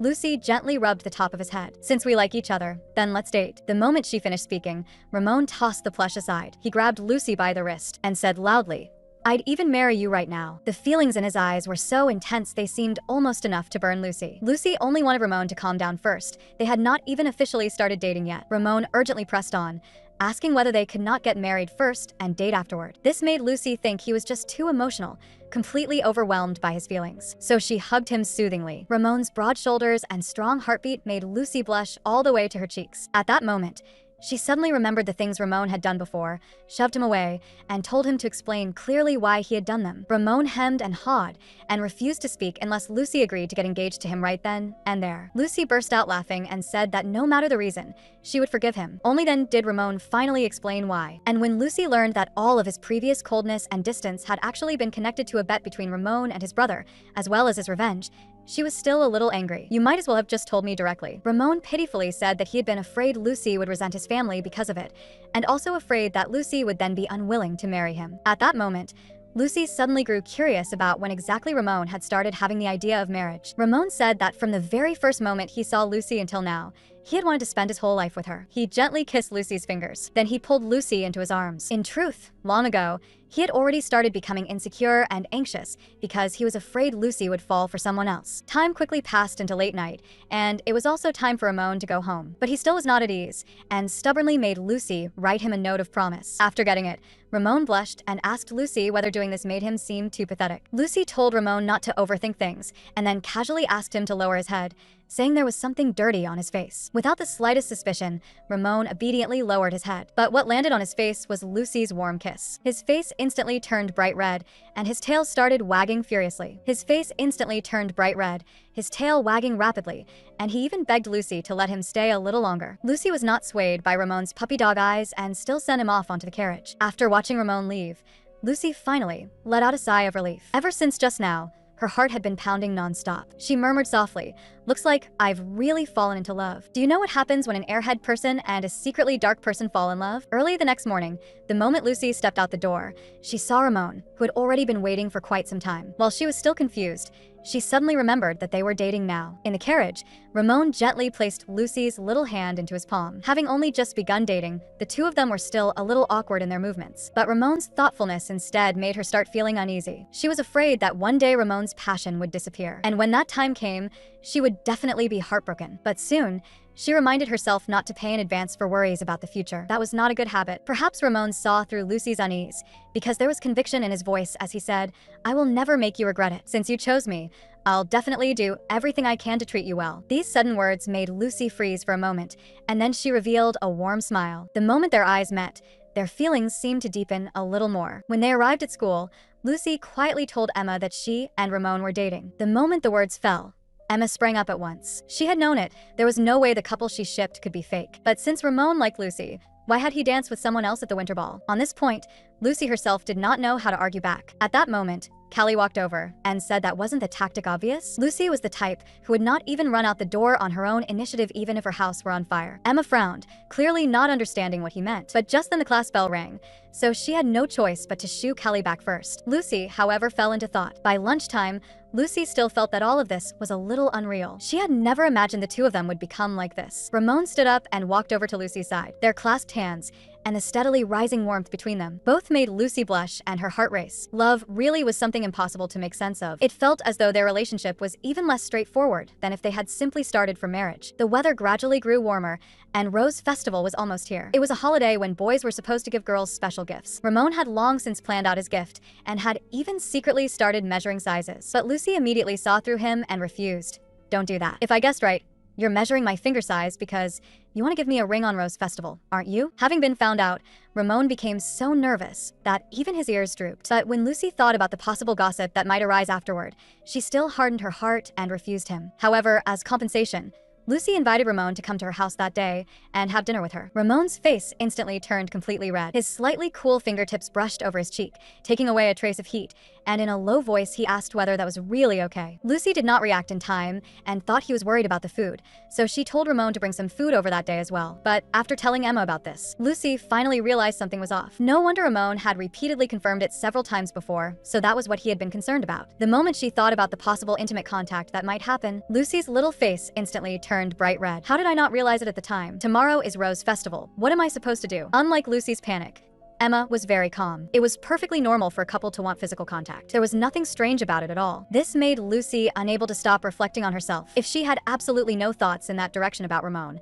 then that would actually be what was abnormal. On the day of Rose Festival, Ramon arrived at Lucy's house carrying several bottles of non-alcoholic drinks and knocked on the door. The two of them exchanged a glance, both blushing a little. Ramon said dejectedly, "How about I just leave first?" Hearing that, Lucy directly dragged Ramon into the house. The two of them interacted as naturally as usual, until Ramon suddenly confessed to Lucy, "I really like you so much. Do you like me too?" Lucy's heartbeat sped up again, and her face flushed so red she did not dare look at Ramon. But how could a wicked wolf possibly let an unguarded little lamb go? He took the initiative to move closer and cupped Lucy's little face. Their breaths intertwined, and even the air began to heat up. By the end, they were so close that even the sounds they made were enough to make someone blush, and Lucy was pulled tightly into his arms. Ramon wrapped his arms tightly around Lucy's waist, but she immediately wriggled free. Lucy sounded a little flustered.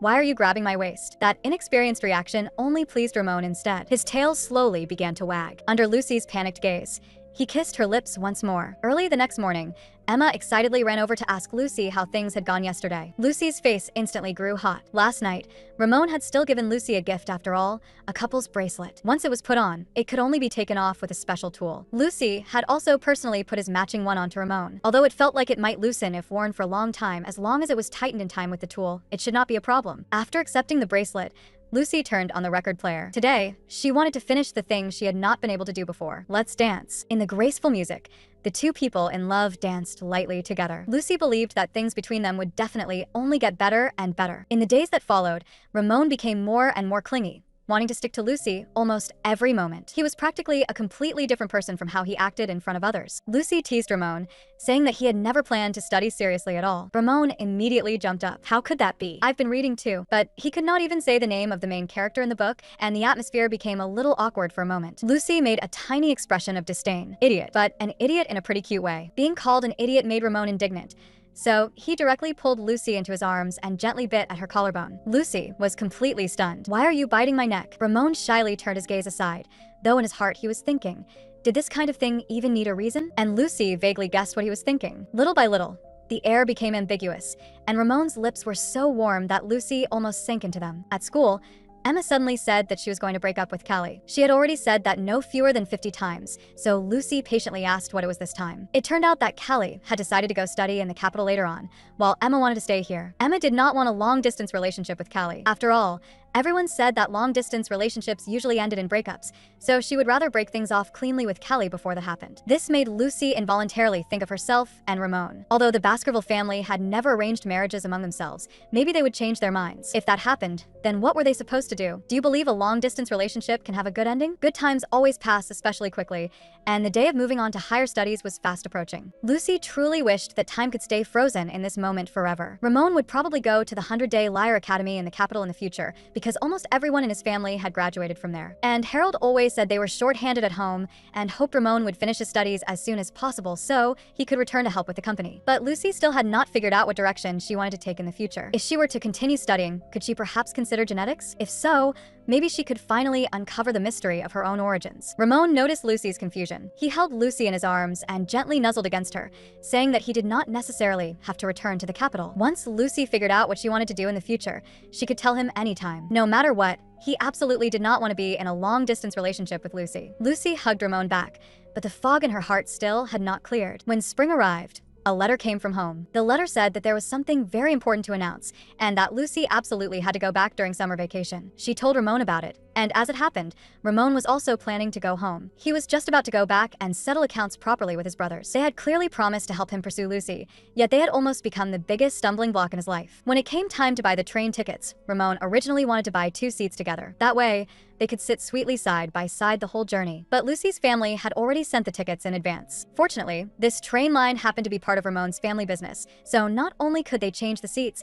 they could even upgrade directly to first class. Looking at Ramon's tail, practically wagging with excitement, Lucy thought to herself that he was really getting better and better at acting cute. And he was becoming more and more fond of kissing too. Seeing Ramon lean his head in toward her on his own initiative, Lucy obediently accepted his kiss. Although being in love always brings some trouble, perhaps that was also part of what made it so irresistible. On the day they went home, Because Lucy did not want to be too high profile, Ramon specially arranged a quiet spot. But Lucy never could have imagined that Ramon had actually chartered the entire train. This was far too different from the low-key she had imagined. After returning to the capital, the place still looked familiar. She had heard that a new dessert shop had recently opened, and Ramon had long wanted to take Lucy there to try it, so this time he finally had the chance. After that, the two of them went horseback riding together.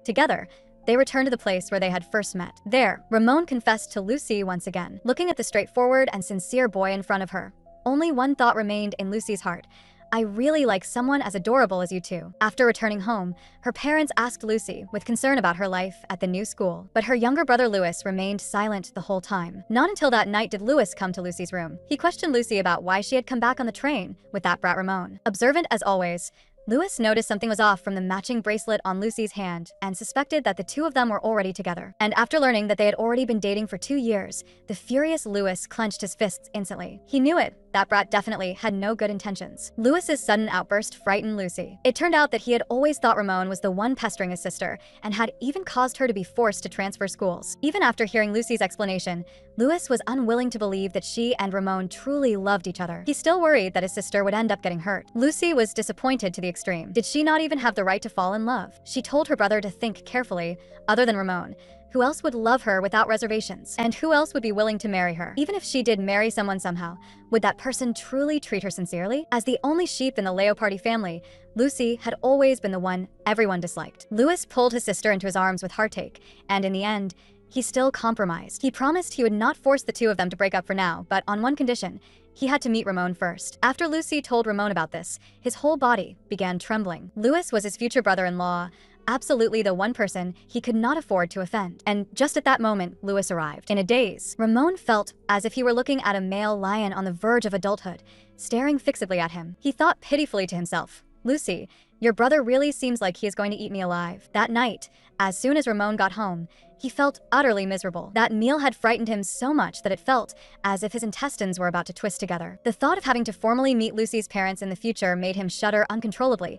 It was simply too terrifying. And this time, Louis had returned all the money Ramon spent on the bracelet. He even warned Ramon not to give such conspicuous things again in the future. Ramon lowered his head in dejection. What on earth am I supposed to do from now on? Meanwhile, at Lucy's house, Lucy was angry because of Louis's rude behavior, but Louis felt that he had already shown a great deal of restraint. He believed Ramon's feelings for Lucy were not love at all, but an obsession. Yet Lucy felt that it was Louis who did not understand Ramon at all. There was not a single person in the family who would go vegetarian for Lucy, but Ramon would. Ramon would transfer to Lucy's school specifically just to apologize, and he would also spend an entire night folding paper with her the very first time they met, just to make Lucy happy. Ramon had always been working hard to get closer to Lucy and to understand her. Lucy believed that this was love, and whenever she thought of Ramon, a happy smile would unconsciously appear on her face. Louis knew that he could no longer persuade his sister now, but he still believed that there would definitely be someone who would love Lucy more than Ramon. After Louis left, Lucy stared absent-mindedly out the window. She thought that Ramon must be feeling terrible right now. If she had known things would turn out like this,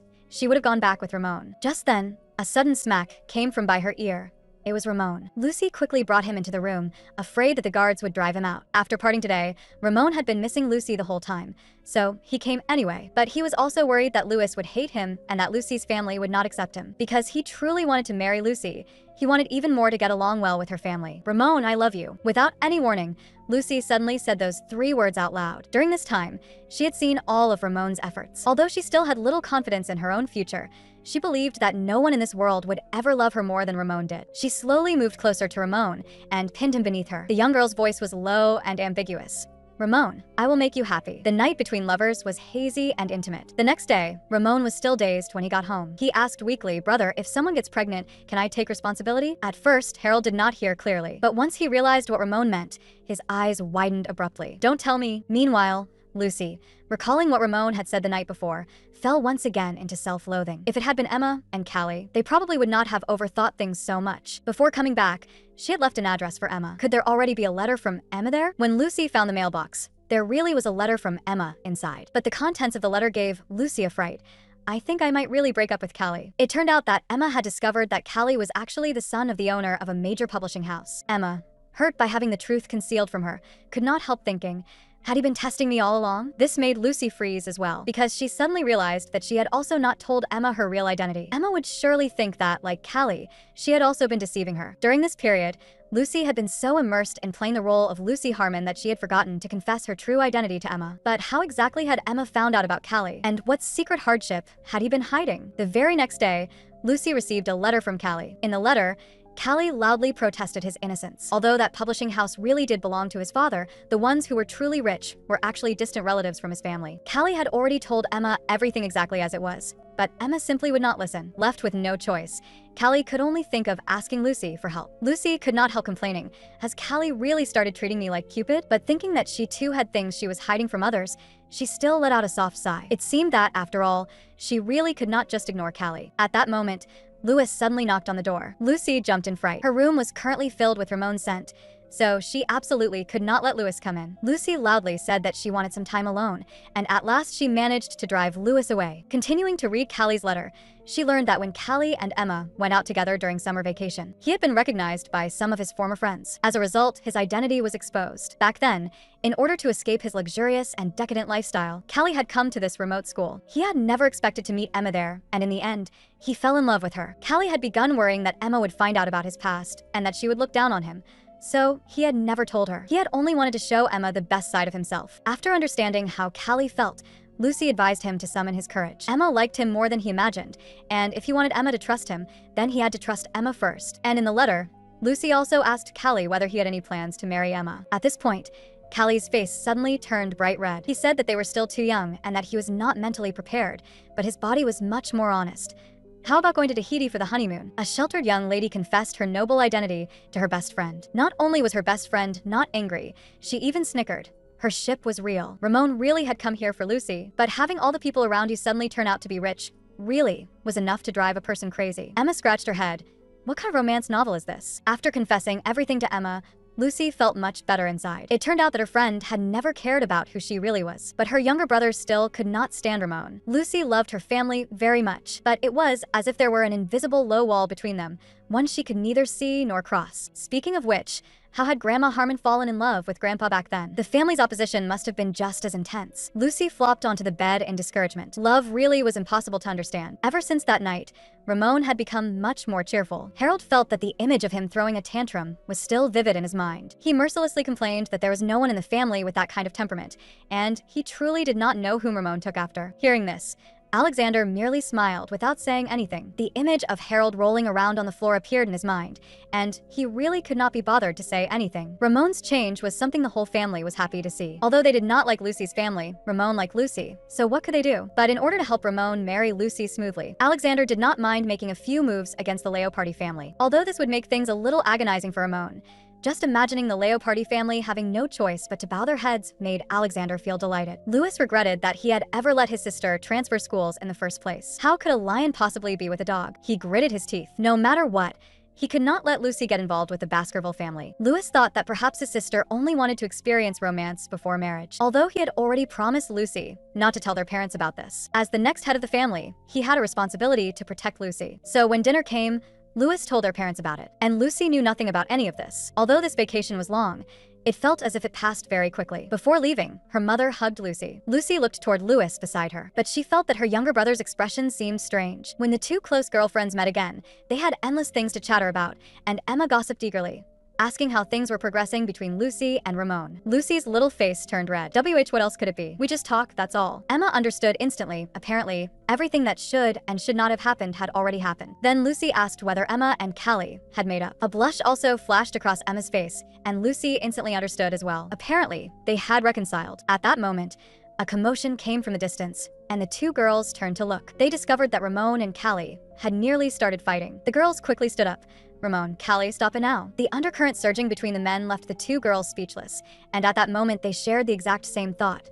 Are they still children? After they were pulled apart, Lucy asked Ramon why he had thrown a ball at someone. This time, she was very serious. Even when Ramon put on a pitiful expression and let out a soft, whimpering plea for mercy, she did not waver.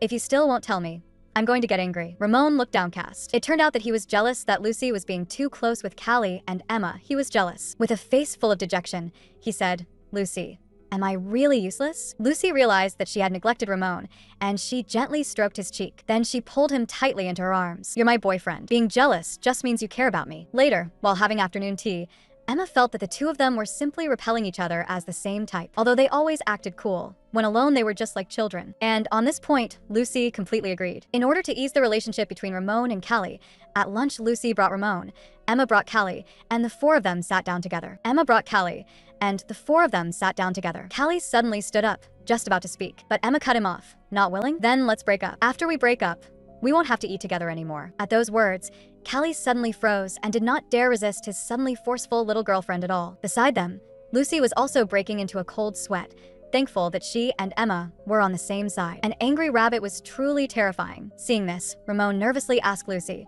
if I weren't willing, would you break up with me too? Lucy did not even dare meet Ramon's eyes. For the sake of lasting peace, she could only answer guiltily.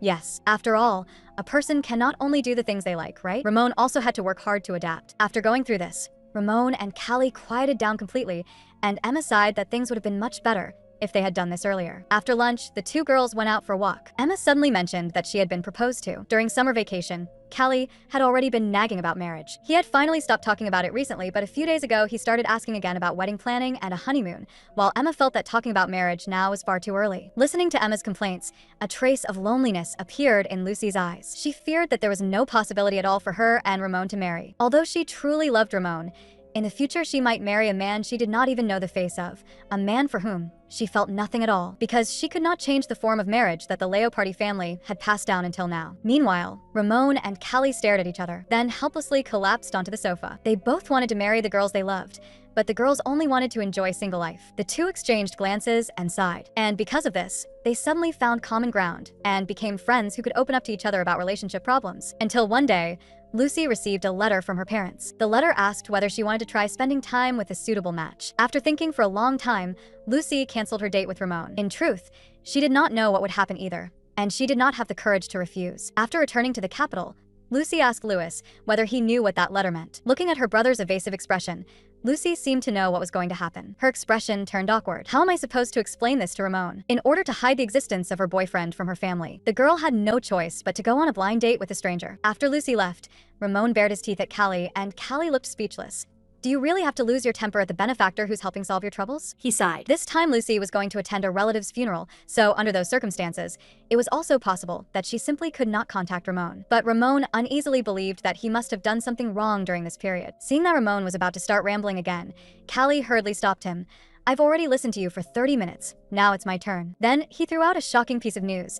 Emma had agreed to get married, but she wanted to separate from Callie for a year first and date other people. Those words truly stunned Ramon, and Callie was certain that Lucy would definitely say the same thing to him someday. But even so, the two men had no solution because whether it was Ramon or Callie, both had already sunk into the mire of love and could no longer break free. A few days later, Ramon received a letter from Lucy, but the contents of the letter were very strange. Harold said in exasperation, Lucy is dating another man right now, you idiot. Lucy family's relatives were surely social elites too, so if Lucy had really come back to attend a funeral, then why had there not been the slightest rumor in high society? Lucy's parents must have used that as an excuse to call her back. Or Lucy had hidden something from Ramon. At this, Ramon clenched his fists. No matter which reason it was not something he wanted to hear. Harold reminded Ramon to brace himself. If Lucy did not end up with Ramon in the end, Ramon's fate would be miserable. After all, curses were not so easy to escape. Meanwhile, Lucy was regretting that she had ever introduced Ramon to Louis, because then she would not have been forced to go on a blind date. Because she was afraid it would stir up controversy,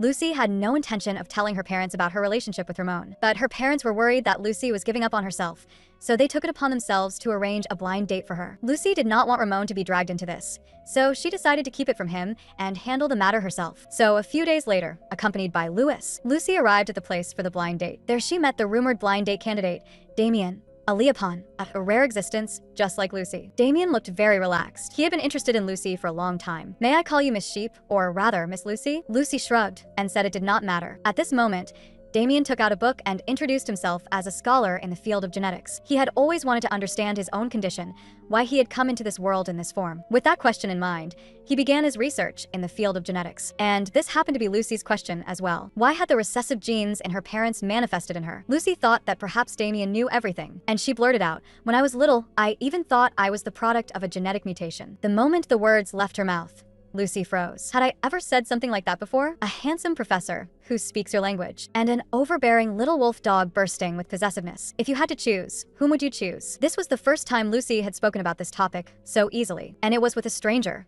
No less. Perhaps because of their similar experiences, Lucy relaxed. She complained that at social gatherings, she would always quietly fold paper, but she had not expected Damien to outdo her. He actually counted the digits of pi at parties. Lucy was dumbfounded, while Damien kept talking eloquently, saying that pi was such a romantic and beautiful number. Only when Damien asked Lucy about the purpose of her blind date did she remember why she had come today. Lucy was silent for a moment, then spoke of the fact that she already had someone she liked. She had come this time already intending to refuse, but unexpectedly, Damien already knew about this. After all, the young masters of the Baskerville family were each more famous than the last. He had heard that their family was obsessed with marriage and would stop at nothing to pursue the person they had set their sights on. Then why had Damien still come on the blind date? There was confidence and arrogance in Damien's smile. He did not care about such things. Would a lion be afraid of a wolf? So, even if Lucy loved Ramon very much, it did not matter. Lucy did not need to feel that this was a betrayal. When the blind date ended, Damien was very satisfied with Lucy. He caught up with her as she was leaving. "Miss Lucy, perhaps you will meet many people in the future, but you will probably never again find someone as similar to you as I am." Those words made Lucy's heart tremble. Life was like a parched desert. She had always wanted a companion who could walk with her out of that desert. Perhaps seeing Lucy's confusion, Damien took the initiative to speak. Even if they could not be together, the two of them could still become friends. After returning home, her parents asked with concern how things had gone between the two of them. Lucy could not quite explain how she felt, so amid her parents' persuasion, she could only agree to meet him a few more times. Afterward, Louis also came to ask how Lucy felt. Lucy frowned tightly. "Was it you who talked to our parents and made me go on a blind date?" Louis's guilty reaction confirmed Lucy's suspicion. She said to Louis, "When you finally have someone you love, you'll understand what a foolish thing you've done now." Louis refused to accept that. He was convinced that his sister was merely immersed in the sweetness of first love and unable to pull herself out. Once the passion faded in the future, she would understand how good Damien was. Lucy had nothing left to say to Louis. After returning to her room, she lay helplessly face down on the bed. Ever since she came home, everything seemed to be developing in the wrong direction. But she did not have the confidence to stop it, because she understood Damien's feelings all too well. After that, Damien often wrote letters to Lucy. He invited Lucy to attend his genetics lectures. The Baskerville family had also heard about Lucy and Damien. Although a leopard was stronger than a lion and swifter than a leopard, the probability of that species producing offspring was 0. Harold did not understand. If that was the case, why were they still unwilling to let Lucy and Ramon be together? Alexander, however, unexpectedly understood Lucy's parents' feelings. Although Damien was a leopard and unable to reproduce, he was not only handsome and talented, but also an outstanding young man in contemporary society, and he was in the same situation as Lucy. So Lucy's parents were looking for Lucy a companion with whom she could share mutual understanding. But why had their families suddenly started planning a marriage alliance? Were they trying to restore the former glory of the lion family? When the person who loves you and the person you love appear before you at the same time, what would you choose? Because Lucy had cut off contact, Ramon fell into severe separation anxiety. Yet at this moment, Lucy had already begun her second meeting with Damien. This time they met at the school, and Damien on the lecture platform was full of charm. Lucy thought that if they had not first met through a blind date, perhaps they really could have become friends. At this meeting, Damien was very happy to be able to share his research results with Lucy. When he was 9 years old, he first heard the news of Lucy's birth. From that moment on, he had always wanted to meet Lucy. Thankfully, Damien had finally waited until this day. The reason he had endured loneliness for so long was all so that he could meet Lucy. Lucy was deeply moved inside, so Damien had always been this lonely, but she already had someone she loved. Lucy turned to leave, yet Damien's words made her stay. Damien knew very well why Lucy was unwilling to see him, but he still urged her to be rational and think carefully about the future. Could she really reach the end with Ramon on love alone? More important than love were understanding and resonance. Only a lion as lonely as Lucy could understand her situation. Damien did not mind Lucy's romance. He would keep waiting for Lucy and Ramon to break up, and then for her to return to his side. Lucy could no longer hold it in and turned to leave. Love and pity were ultimately not the same thing. After this, she instead became even more certain of her feelings. She loved Ramon.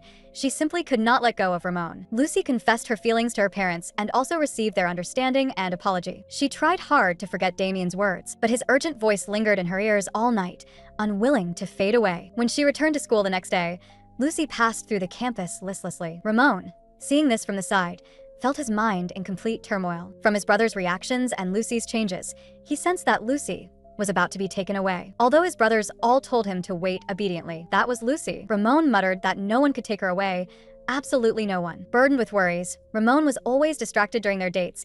If Lucy knew what he was really thinking, she would surely run away from his side. But he would not just wait foolishly like this. He had to take action. Meanwhile, at Emma's suggestion, Lucy began to learn about the story of her great-grandparents. It was the story of a lamb named Sophie, who changed the world for love. A few days later, before Ramon could make his move, a man holding a bouquet caught his attention. His rival radar went off.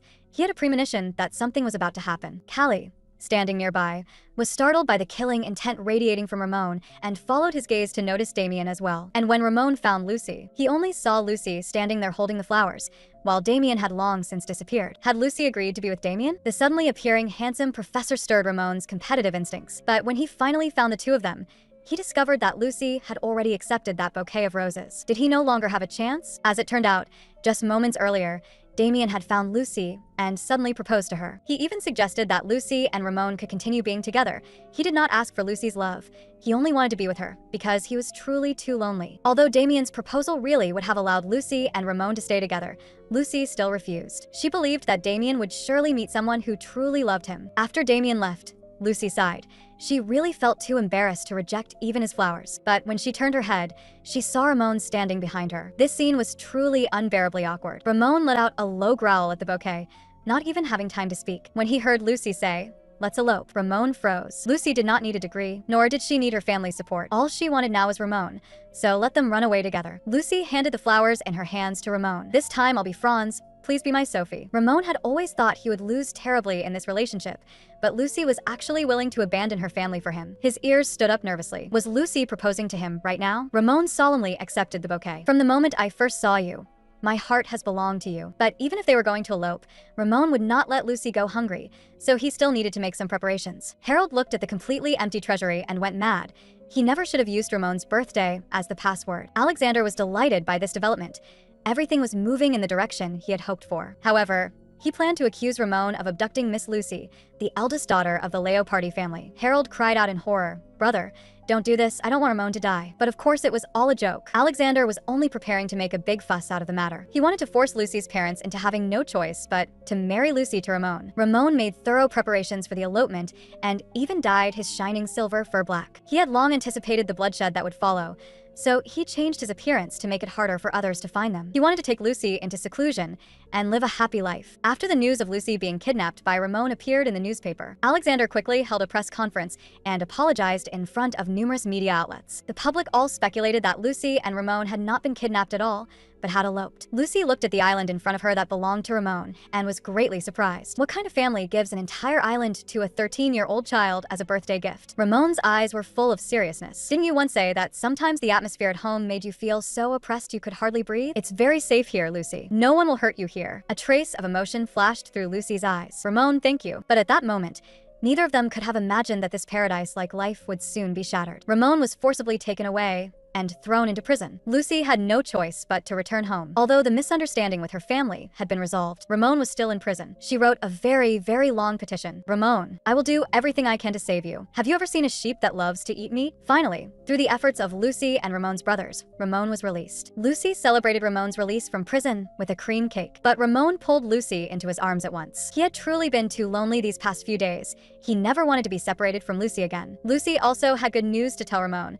Her parents had already agreed. As long as Ramon and his brothers had no objections, they could get married first. This surprise struck Ramon so hard that he was dizzy. The cream cake fell to the ground. He was finally about to welcome his own happiness. After that, things progressed very smoothly. To avoid media disturbance, only both families, Emma and Callie, were invited to the engagement banquet. The location was chosen to be Ramon's island, where they held an engagement ceremony even more magnificent than expected. With the witness and blessings of their parents, siblings, and friends, Lucy and Ramon stood facing each other. Lucy, dressed in a gorgeous wedding gown, was so beautiful that Ramon was left speechless. Under their vows, they exchanged rings. Ramon's voice choked with emotion. Ever since the first moment he saw Lucy, he had always dreamed of this day arriving. He was truly very happy. Lucy interlocked her fingers with Ramon's. Being able to be with Ramon made her very happy as well. One day after the engagement ceremony ended, Lucy received a letter from Damien. They had now become very good friends, and at Damien's suggestion, she decided to pursue further studies in genetics. After learning of Lucy's decision, Ramon refused the family's arranged school placement and went with Lucy to Percivalle Academy. Before leaving, Lucy had a small gathering with Emma and Callie. Things were also progressing smoothly for them, and they might hold an engagement ceremony before long as well. Life at the new school was simple, and Lucy also made new friends. And so several months passed. At one gathering, Lucy suddenly felt that something was wrong. She actually thought the meat looked incredibly delicious. And that night, she was so craving a steak that she could not sleep well the entire night. The next morning, Ramon noticed that Lucy had become especially alluring. There was also a new pleasant scent on her body, a gentle and sweet scent like milk. Lucy chewed the same vegetables as usual, yet always felt that something was missing. This question was not answered until Lucy saw a passage in a book. Maternal fetal medicine. The main changes that occur in the mother carrying a fetus include: Lucy widened her eyes. No way. Lucy widened her eyes. No way. As soon as class ended, Lucy rushed to the hospital. After a series of examinations, the doctor confirmed Lucy's suspicion. She was really pregnant. When Ramon returned home that evening, Lucy had already been waiting for a while. Today, Ramon had specially bought back red wine, but unfortunately Lucy could no longer drink it. Standing in front of Ramon, all the grievance Lucy had suppressed for the entire day burst out. She had always been full of fear about having children. She was afraid of giving birth to a child like herself. Lucy's tears threw Ramon into a panic, and he thought she wanted to separate from him. I'm pregnant, I'm pregnant. The moment those 4 words came out, Ramon was stunned. He stood frozen in place, and his mind stopped working as well. Pregnant? Wait, there was a baby in Lucy's belly. He reached out, wanting to touch his unborn child, but Lucy grabbed him by the ear. This was not the time to be moved. To soothe Lucy, Ramon promised that he would definitely be the best father. He thought that his child absolutely had to look like Lucy. If the child looked like the Baskervilles, for example his 2 older brothers, Ramon shuddered.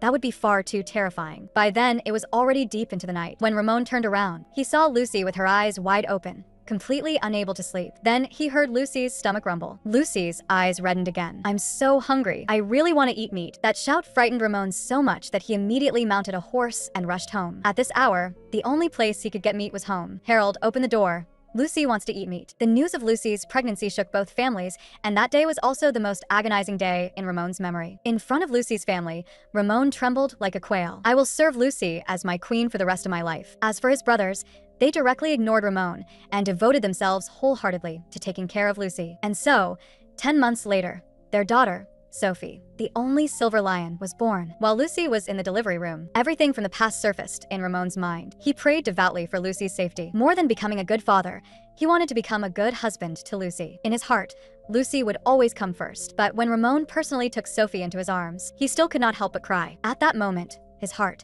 which had been hanging in suspense, finally settled. He pulled Lucy and their daughter into his embrace. From now on, they would never be separated again.